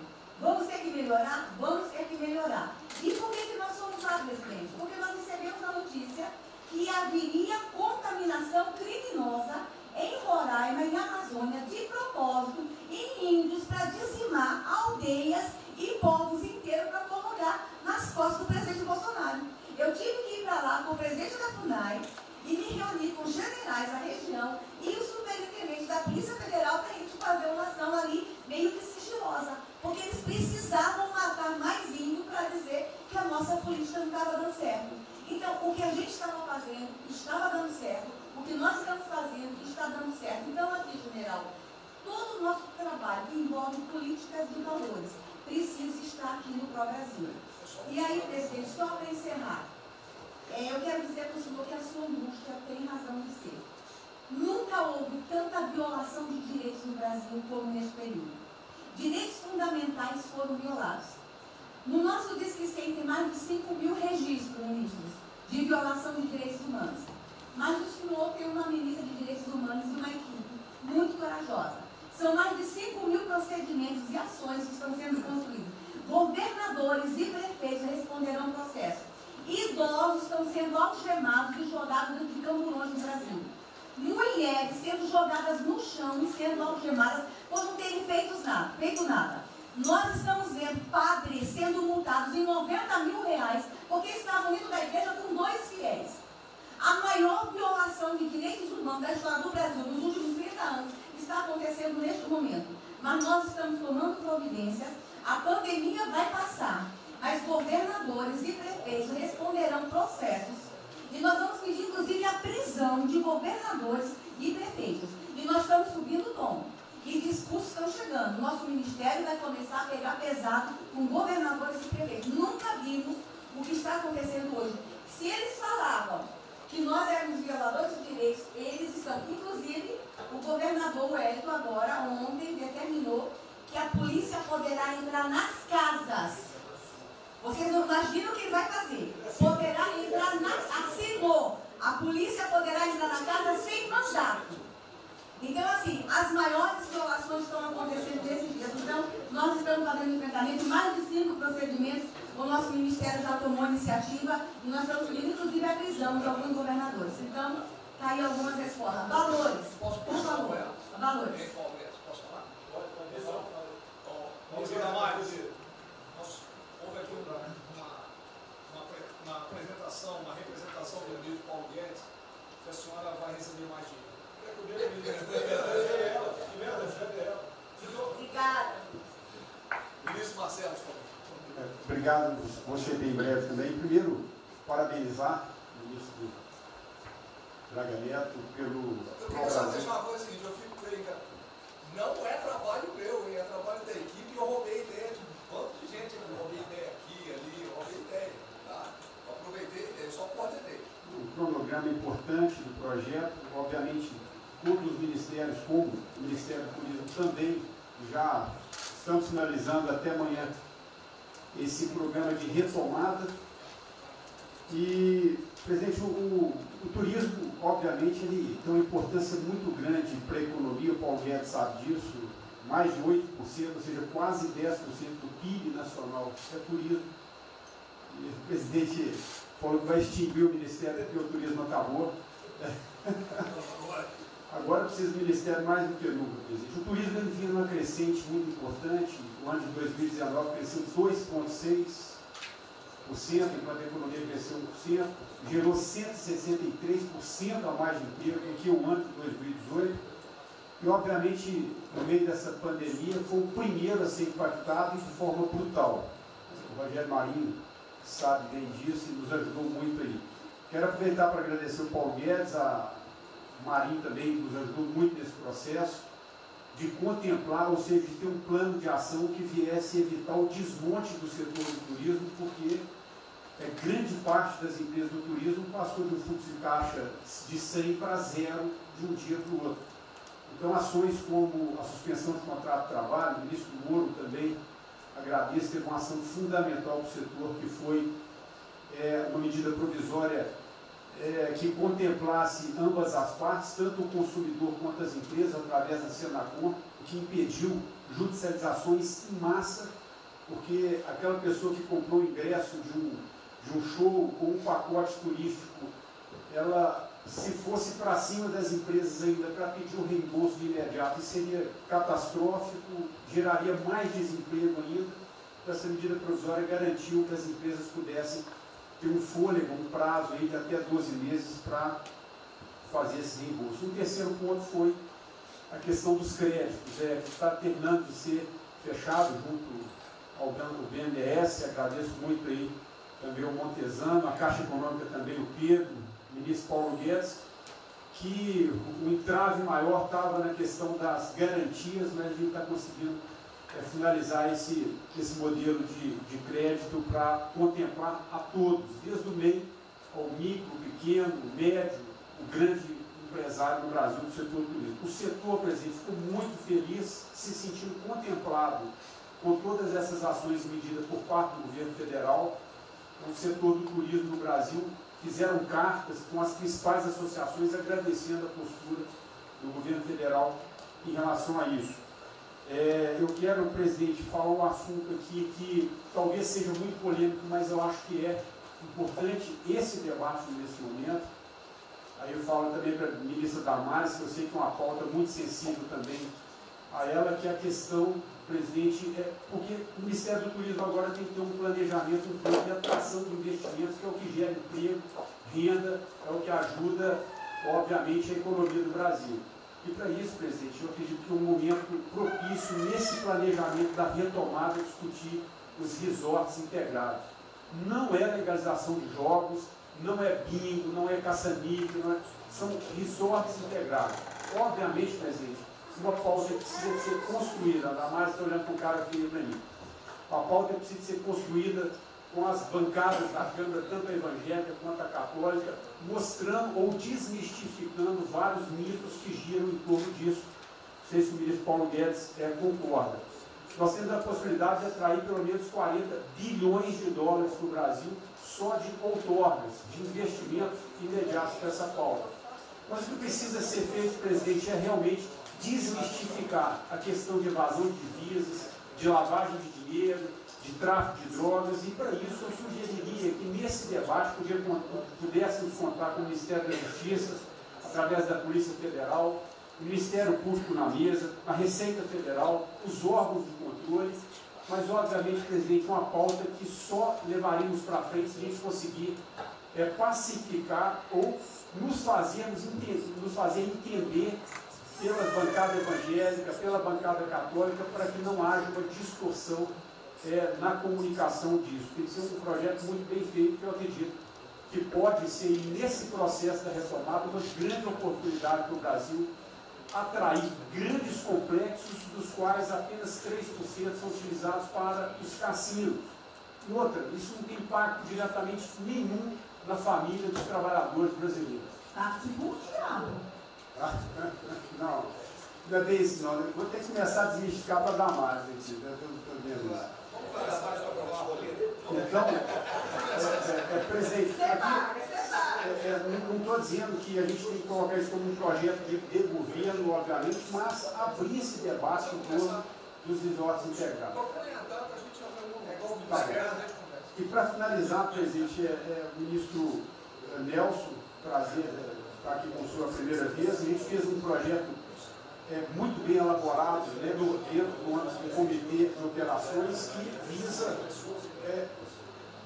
fazer com que os hotéis possam abrigar os profissionais de saúde, e só os profissionais de saúde.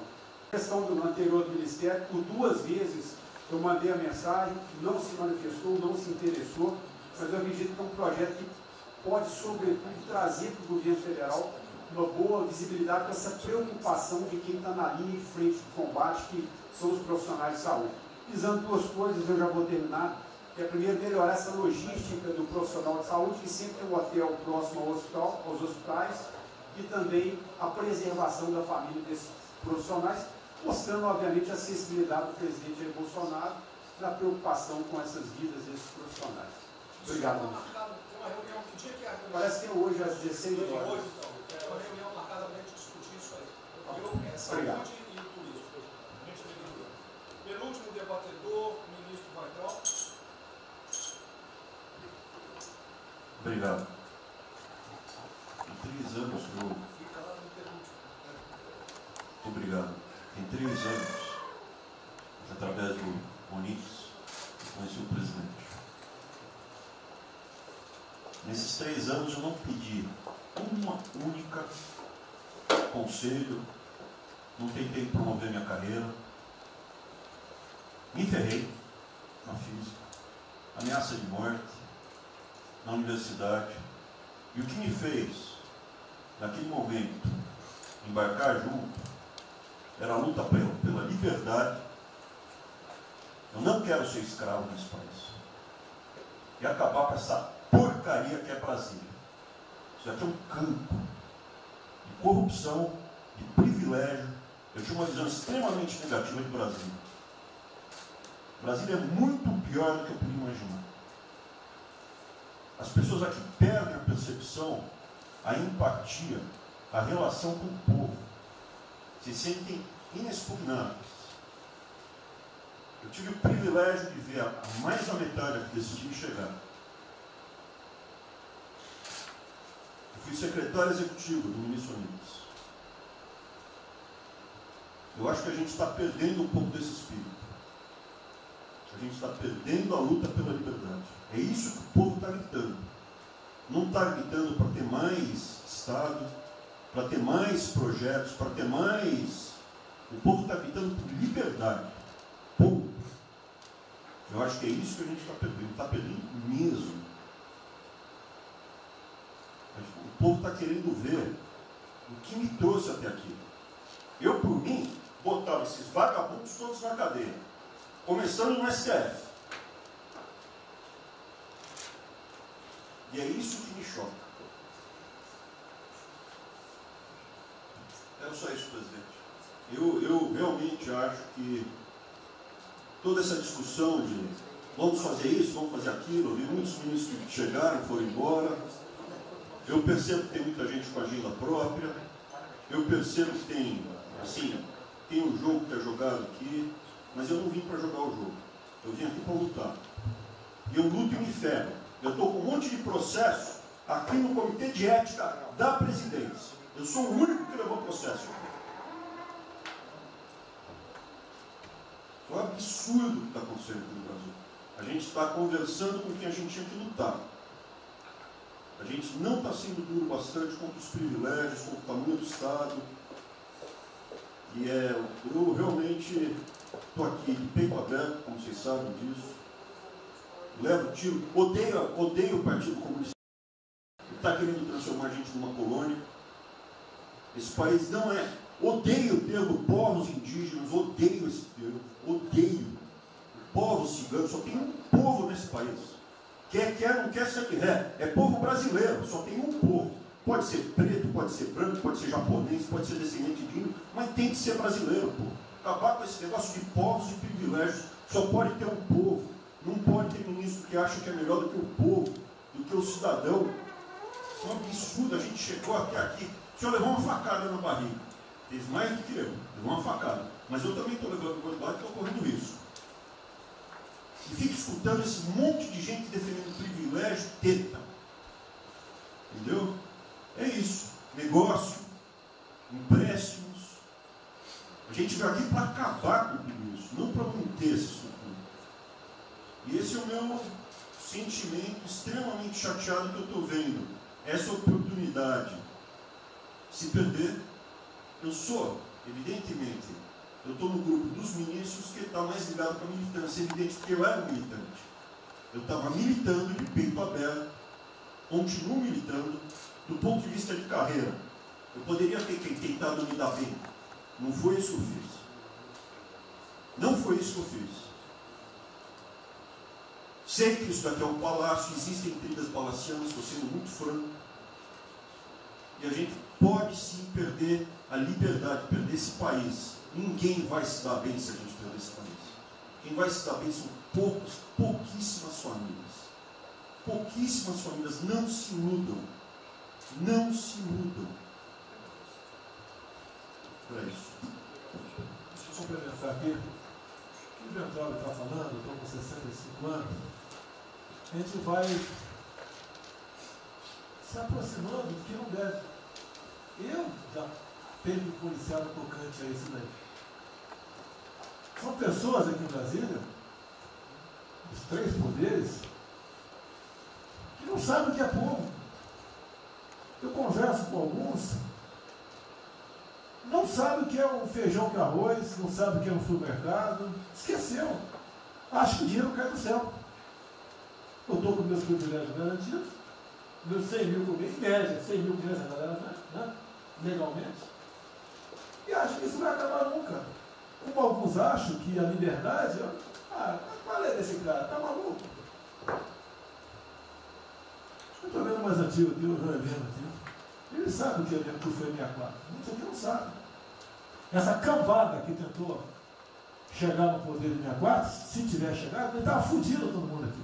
Cortando, ele estava felicíssimo cortando cana, ganhando $20 por mês. Não pode esquecer disso.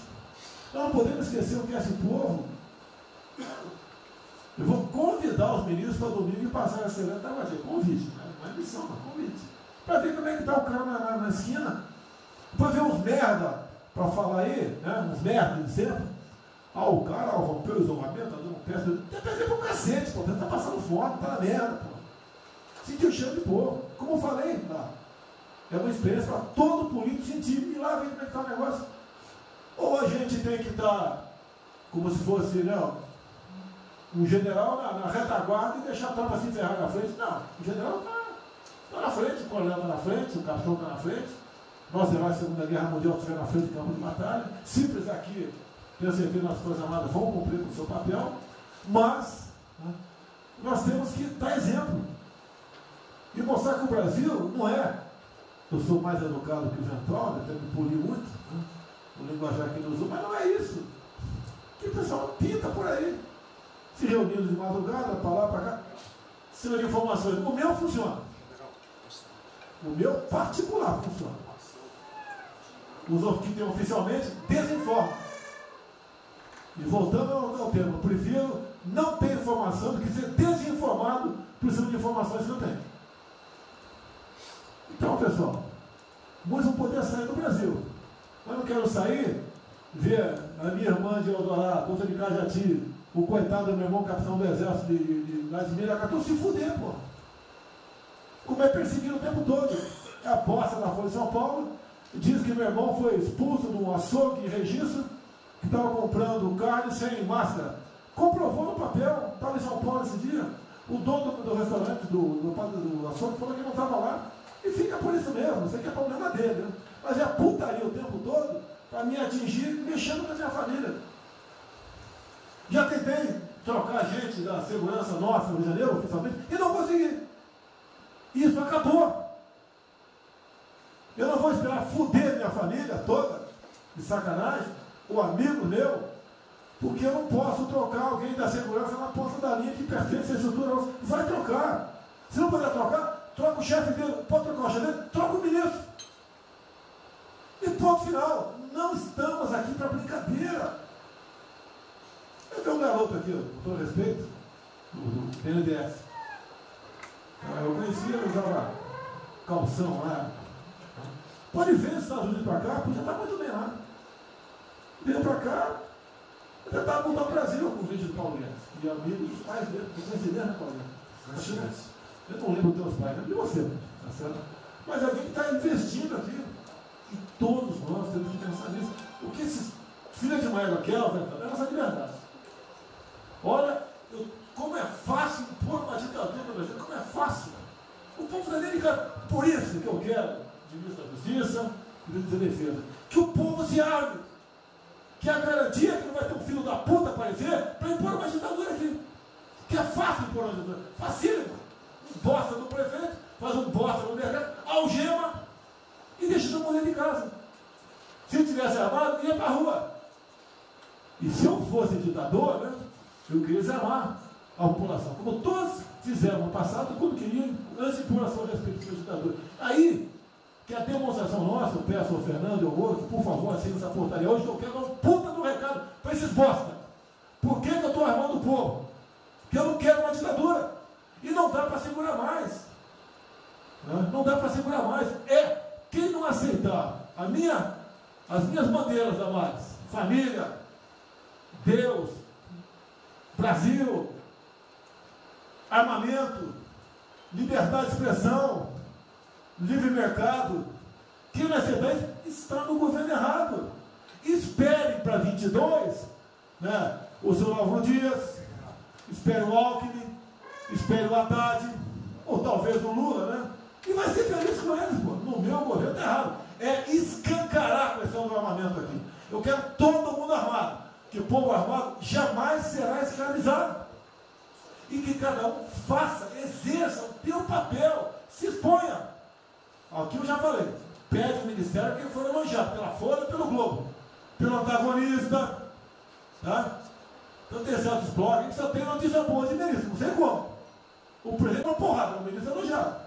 A gente vê por aí, o governo tá, o Ministério do Bem, apesar do presidente. É pra puta que eu pariu, porra. Eu disse, cadê o time, porra? Trocamos o time, espero trocar mais ninguém, espero. Mas nós temos que, na linha do Van Trump, de forma mais educada um pouquinho, se preocupar com isso. O que os caras querem é a nossa hemorroida, é a nossa liberdade. Isso é uma verdade. O que esses caras fizeram com o vírus, esse bosta desse governador de São Paulo, esse estúpido do Rio de Janeiro, entre outros, é exatamente isso. Aproveitaram o vírus, está um bosta do prefeito lá de Manaus agora, abrindo cobras coletivas. Um bosta, que quem não conhece a história dele, procure conhecer, que eu conheci dentro da Câmara do meu lado. E nós sabemos que a ideologia dele e o que ele prega. E que ele sempre foi. O que está aproveitando agora, um clima desse, para levar o terror no Brasil. Então, pessoal, por favor, se preocupe, que é mais importante que a vida de cada um de vocês, que é a sua liberdade. Se não me preso, não vale porra nenhuma. Bom, presidente, esses valores, esses princípios, e o alerta do Grande é válido também, como sua evocação, é que realmente nós estamos todos aqui por esses valores. Estamos aqui por esses valores. Nós não podemos esquecer disso. Nós podemos conversar com todo mundo aqui, porque é o establishment, porque nós precisamos dele para provar coisas, mas nós sabemos que nós somos diferentes. Nós temos noção que nós somos diferentes deles.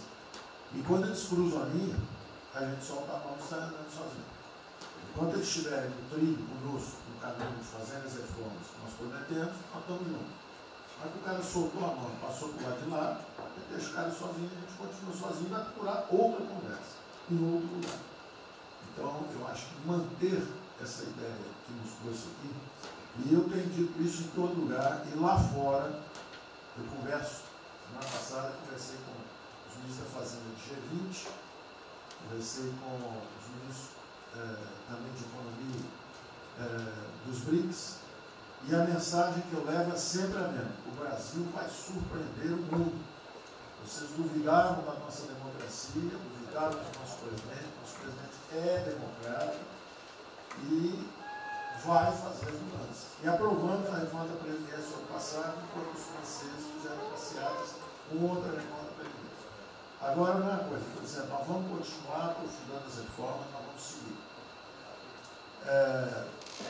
Eu conheço todas as histórias de reconstrução por profissão, obrigado a estudar isso, a reconstrução da Alemanha, na Segunda Guerra, a Primeira Guerra com Chávez, a Segunda Guerra com Ludwig Erhard, a reconstrução da economia do Chile com os caras de Chicago, todos os casos, o caso da fusão das duas Alemanhas, eu conheço profundamente, no detalhe, não é de ouvir falar, de ler 8 livros sobre cada reconstrução dessa. Então, eu li James 3 vezes no original antes de eu chegar a Chicago. Então, não tem música, não tem dogma, não tem blá blá blá. Tem estudos sobre todas as ocasiões. E nós temos uma demonstração disso quando nós estávamos indo numa direção norte, com as reformas estruturantes, e de repente, em 3 semanas e meia, nós fomos para o sul.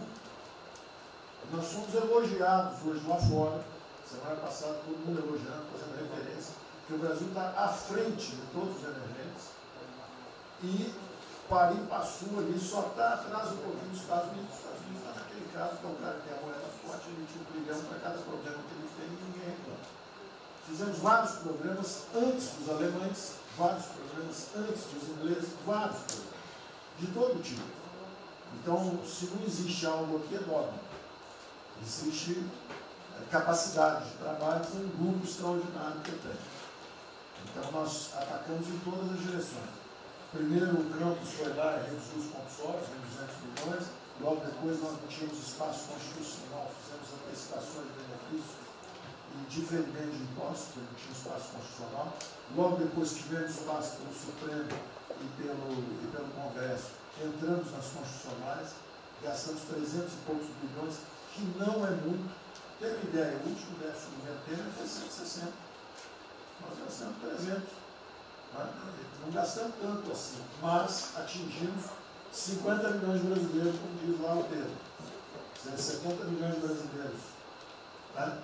Lançando essa camada para os mais frágeis, pegamos os idosos, pegamos as empresas, microcrédito, depois de 0 a 360 mil, depois de 360 a 10 milhões. Montamos um comitê de bancos, estamos lá com o Montezano agora fazendo justamente a reestruturação. Não vai ter molezinha para a empresa aérea, para nada disso. É dinheiro que nós vamos botar usando a melhor tecnologia financeira lá de fora. Nós vamos botar dinheiro, vai dar certo, nós vamos ganhar dinheiro. Nós vamos ganhar dinheiro usando recursos públicos para salvar grandes companhias. Agora nós vamos perder dinheiro salvando empresas pequenininhas. Então nós estamos fazendo tudo by the book direitinho. Na conversa com os ministros da Fazenda lá de fora, eu disse que nós estamos com um déficit extraordinariamente alto esse ano, da mesma forma que eles, está todo mundo na mesma direção, só que nós caímos no chão, então uma confusão, tiro, porrada e bomba, mas nós não perdemos a busca. A gente cai, levanta e sabe para onde nós temos que ir. Nós não vamos perder a busca. Nós sabemos dos valores, sabemos dos princípios, sabemos o que nós estamos defendendo. Estamos defendendo liberdade, liberdade econômica, liberdade política. Nós sabemos o que nós estamos defendendo. E estamos agora, no meio dessa confusão, derrubando a última torre do inimigo. Uma coisa é que nós vamos fazer a reconstrução e a nossa transformação econômica. A outra coisa são as torres do inimigo que a gente tinha que derrubar. Uma era excesso de gasto com a Previdência, derrubamos assim quebrando. A segunda torre era os juros estão descendo, vão descer mais ainda. O Campos tem o mapa já, estamos descendo. Então, para ter uma ideia, o ano passado, para esse ano, 120 bilhões a menos de juros. Um plano Marshall por ano, né? 100 mil de juros a menos. Então nós sabemos, e é nessa confusão toda, todo mundo está achando que estão distraídos, abraçaram a gente, enrolaram com a gente, nós já botamos a granada no bolso do inimigo. 2 anos sem aumento de salário. Era a terceira torre que nós tínhamos que derrubar. Nós vamos derrubar agora também. Isso vai nos dar tranquilidade de ir até o final. Não tem jeito de fazer um impeachment se a gente tiver com as contas arrumadas, que um dia acabou, não tem jeito, não tem jeito. E o presidente está no ponto futuro. Porque o presidente falou assim, tudo bem, tem a primeira onda que é a da saúde, mas tem a segunda que é da economia. E uma vem agarrada com a outra. Nós estamos ainda tentando sair da primeira, a segunda já está querendo bater. Eu ainda acho que nós estamos preservando os sinais vitais da economia brasileira. Ela, para mim, ainda é um urso hibernando. Baixa sua energia para zero, consumo de energia para quase zero, só respira. Mas quando você sai da luta, você sai para comer o primeiro bicho não passar, você tem força. Nós não podemos deixar isso graças à super safra da nossa Tereza, à logística do Tarcísio, a comida está chegando, as exportações estão subindo, a China é aquele cara que você sabe que você tem que aguentar, porque para vocês terem uma ideia, para cada $1 que a gente exporta 3 para a China. Você sabe que ele é diferente de você sabe que geopoliticamente você está do lado de cá. Então você sabe o seguinte, não deixa jogar fora aquilo ali não, porque aquilo ali é comida nossa, né? Estamos exportando para aqueles caras. Não vamos vender para eles, é um político nosso. Mas vamos vender a nossa soja para eles. Isso a gente pode vender à vontade. Eles vão comer. Eles vão comer. A Índia também vai precisar comer. Vai ser o trading da água. Eles vão dizer que é a melhor trading da água. Um dia alguém comentou comigo, acho que foi o Ramos, não foi? É o trading da água. Quer dizer, os caras precisam de alimento, não tem água, nós temos muito mais água que eles têm. Então eles vão ter que abrir mão da agricultura para fazer outras coisas e nós vamos poder exportar para eles também. Então nós temos um mapa de voo bom, nós temos uma equipe jovem, preparada, todo mundo trabalhando junto, e nós não vamos perder o rumo, nós não podemos perder o rumo. Então vai ter muita conversa, vamos para cá, vamos para lá, vamos fazer isso, vamos fazer aquilo, não vamos perder o rumo não. Pode dar vestimento, bota peruca loura, passa batom vermelho, faz uma opção de coisa que for necessária politicamente, mas não vão perder o rumo econômico, não, nós sabemos onde nós estamos indo. Então, eu estou só dando uma mensagem de tranquilidade para todo mundo aqui, que é o seguinte, nós não estamos fazendo nada exótico, dogmático, nada disso. Nós estamos indo numa direção, fizemos o que o mundo inteiro fez, em 3 semanas e meia, nós fizemos o que o mundo inteiro fez, só que nós não vamos perder o rumo, não. Nós sabemos para onde nós vamos voltar já. Tá certo? E se o mundo for diferente, nós vamos ter capacidade de adaptação. Por exemplo, eu já tenho conversado com o ministro da Defesa, já conversamos algumas vezes, quantos 200 mil, 300 mil, quantos jovens aprendizes nós podemos absorver nos quartéis brasileiros? 1 milhão? 1 milhão a R$200, que é o Bolsa Família, R$300, o cara de manhã faz calistenia, aprende civil, decisão social, como é que é o SPP, organização social e política, né? Faz ginástica, canta o hino, bate continente, de tarde, aprende a ser um cidadão, disciplina, usar usar o tempo construtivamente, voluntário para fazer estrada, para fazer isso aqui. Sabe quanto custa isso? R$200 por mês, 1 milhão de cada, 200 milhões. Joga 10 meses, 2 bi, isso é nada. Então nós vamos pegar na reconstrução, nós vamos pegar 1 bilhão, 2 bilhões e contrata 1 milhão de jovens aqui. A Alemanha fez isso na reconstrução. Aí você também quer fazer estrada, precisa de 3, 4 milhões a mais, tem um orçamento de 8, toma aqui seus 4 milhões. Isso não faz falta. Não faz falta. Não é isso o problema. A mesma coisa o nosso problema do jogo, lá nos recursos integrados, não tem problema nenhum, são bilionários, são milionários, executivos do mundo inteiro. O cara vem, fazem convenções, olha, o turismo saiu de 5 milhões de Singapura para 30 milhões por ano. O Brasil recebe 6. Uma pequena cidade recebe 30 milhões de turistas. O sonho do presidente de transformar o Rio de Janeiro em Cancún, lá nos Reis em Cancún, aquilo ali pode virar Cancún rápido. Entendeu? A mesma coisa Espanha. Espanha recebe 30, 40 milhões de turistas. Isso aqui é uma cidade da Ásia. Macau recebe 26 milhões hoje na China. Só por causa desse negócio. É um centro de negócio. É só maior de idade. O cara entra, deixa a grana lá, que ele ganhou anteontem, ele deixa aquilo lá, bebe, sai feliz da vida. Ele ali não atrapalha ninguém. Ele não atrapalha ninguém. Deixa cada um se fuder.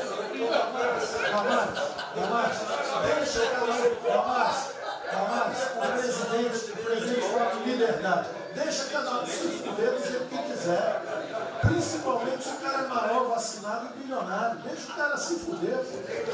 Lá não entra nenhum brasileirinho. Não entra nenhum brasileirinho desprotegido. Se a CGU tiver como controlar a entrada e a saída do dinheiro. Isso, então vamos lá. Se não tiver como lavar dinheiro. Então, só para terminar as observações também finais ali, o Campos falou duas coisas também interessantes. Então, o Campos falou duas coisas interessantes ali. Uma é o seguinte: o estrangeiro para vir para fazer investimento, eu recebi o embaixador, já reportei isso para o presidente, eu recebi o embaixador dos Estados Unidos e ele veio conversar conosco. E a mensagem maior dele era uma só. Assim, olha, nós queremos um bom ambiente de negócio. Nós vamos colocar centenas de bilhões de dólares aqui. O mundo inteiro quer investir no Brasil. Agora nós precisamos de um bom ambiente de negócio. Simplificação de impostos, segurança jurídica, coisa desse tipo. Né? Então, o secretário do Comércio americano, que é o Wilbur Ross, o cara me disse o seguinte: eu só tenho um conselho para vocês. Vamos aderir ao GPA, é o General Purchasing Agreement, que é o seguinte: é um acordo, nós com a entrada na OECD, nós assinamos esse acordo, e esse acordo diz o seguinte: não pode haver nenhuma compra governamental sem transparência. Acabou. Então não basta a gente fazer isso, quer dizer, não vai fazer concorrência para concessão, privatização. Então nós já estamos na pista certa, já estamos indo na direção certa. Só uma informação sobre isso aí. Eu fiz uma reunião com o pessoal da CDE essa semana, agora foi semana passada, falando do nosso interesse. Eles falaram que já nos consideram da CDE. Sim. Tá? Então, os ministérios, estou falando isso porque vários ministérios têm uma pauta a cumprir. Vamos continuar nisso porque vamos dizer, a impressão foi excepcional. Isso, só um dado aqui do ACDE, rapidamente do ACDE. Não, o embaixador disse isso. O embaixador disse: nós não podemos perder a oportunidade do presidente está tão próximo aqui. Os nossos dois presidentes estão próximos. Nós não podemos perder essa oportunidade. O presidente da OCDE disse que realmente os Estados Unidos, que eram, vamos dizer assim, tinham uma certa objeção, agora já está favorável. Ministro, é só um dado: a OCDE, 90% dos países que hoje integram a OCDE já contam com os resorts integrados.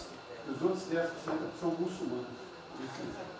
88% tem um ensino domiciliar. Então a gente vai entrar com a MD hoje lá, tá? Vamos escolher. Vamos escolher. Pronto, obrigada.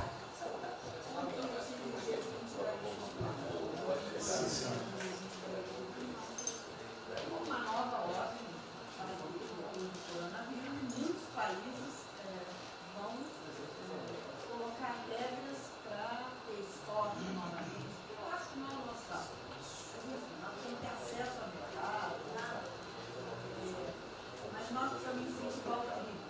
É o único produto que o Brasil não é autossuficiente. O resto, se amanhã quiser fechar,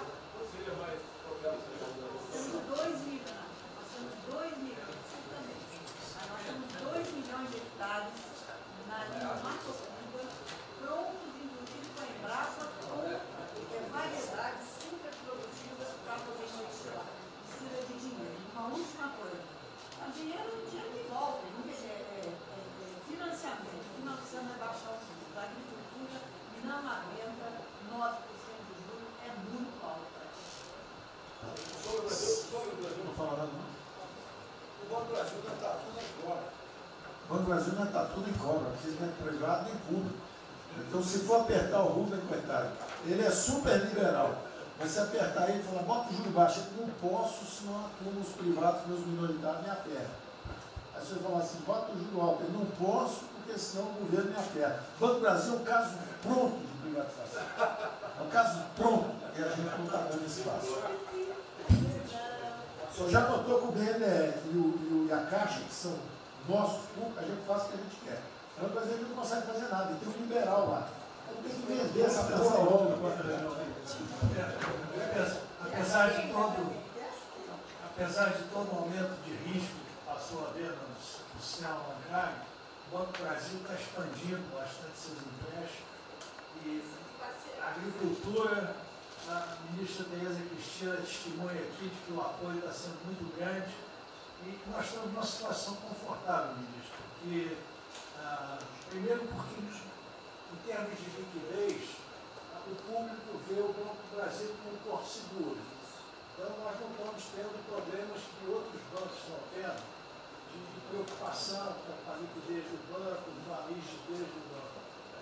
E na nossa formação de resultado, as pessoas físicas não têm um papel preponderante dentro do Banco do Brasil. E nós temos a felicidade, nesse momento, de contar com folhas de pagamento de empresas públicas, das Forças Armadas, né, que em termos relativos, estão numa situação mais segura do que o cidadão comum, que não participa de empresas públicas. Mas só confesse o seu sonho. Confesse o sonho. Confesse o seu sonho. Em relação à privatização... Foi 23 a confessa, agora Em relação à privatização, eu acho que fica claro que com o BNDES cuidando do desenvolvimento, com a Caixa cuidando da área social, o Banco do Brasil estaria pronto para um programa de privatização. Né? Mas isso a gente pode fazer. Só se discute, só se fala isso em 23. A gente pode fazer um dia um seminário aí, que possa escrever aí. Porque o Banco do Brasil no passado teve muitos privilégios pelo fato de ser público. Né? As folhas de pagamento vinham naturalmente do Banco do Brasil para a Caixa, a administração dos depósitos judiciais eram sempre do Banco do Brasil e da Caixa. Hoje isso tudo é processo de concorrência. Nós temos que pagar muito caro por esses antigos privilégios que não são mais privilégios. E fica só o lado ruim de ser estatal, pesando no Banco do Brasil. Porque a gente não tem a mesma facilidade de contratação, a gente não tem a mesma facilidade de demissão de maus funcionários e vai por diante. Quer dizer, tudo tem que se submeter ao governo, tem o Tribunal de Contas cavando tudo. Né? O Tribunal de Contas hoje em dia é uma usina de terror. Se a gente faz alguma coisa, está arriscado dentro da cadeia. Se não faz, é processado por inação. Você não tomou as providências que tinha que ter tomado. Virou um terror isso. Se ficar o bicho quieto, se correr o bicho come. Agora, eu queria fazer uma observação rápida sobre a área de medicina. Eu acompanho os números diariamente. Eu vejo que os óbitos, eles chegaram diários, passaram de 200 durante alguns dias, 4, 5 dias, mais de 200 pessoas sendo mortas. De uns 4, 5 dias para cá, esses óbitos caíram bastante, já não chegam mais na casa dos 200. A minha sensação, de quem não é especialista no negócio, mas que observa os números, é que o tal do pico, o tal famoso pico, que gerava tantas preocupações, a minha sensação é que esse pico já passou. Né? Agora, é que o senhor não viu o número que nós mostramos agora, mas isso é outra história. Senhores, sem querer cortar, muito obrigado a todos, porque senão não teria.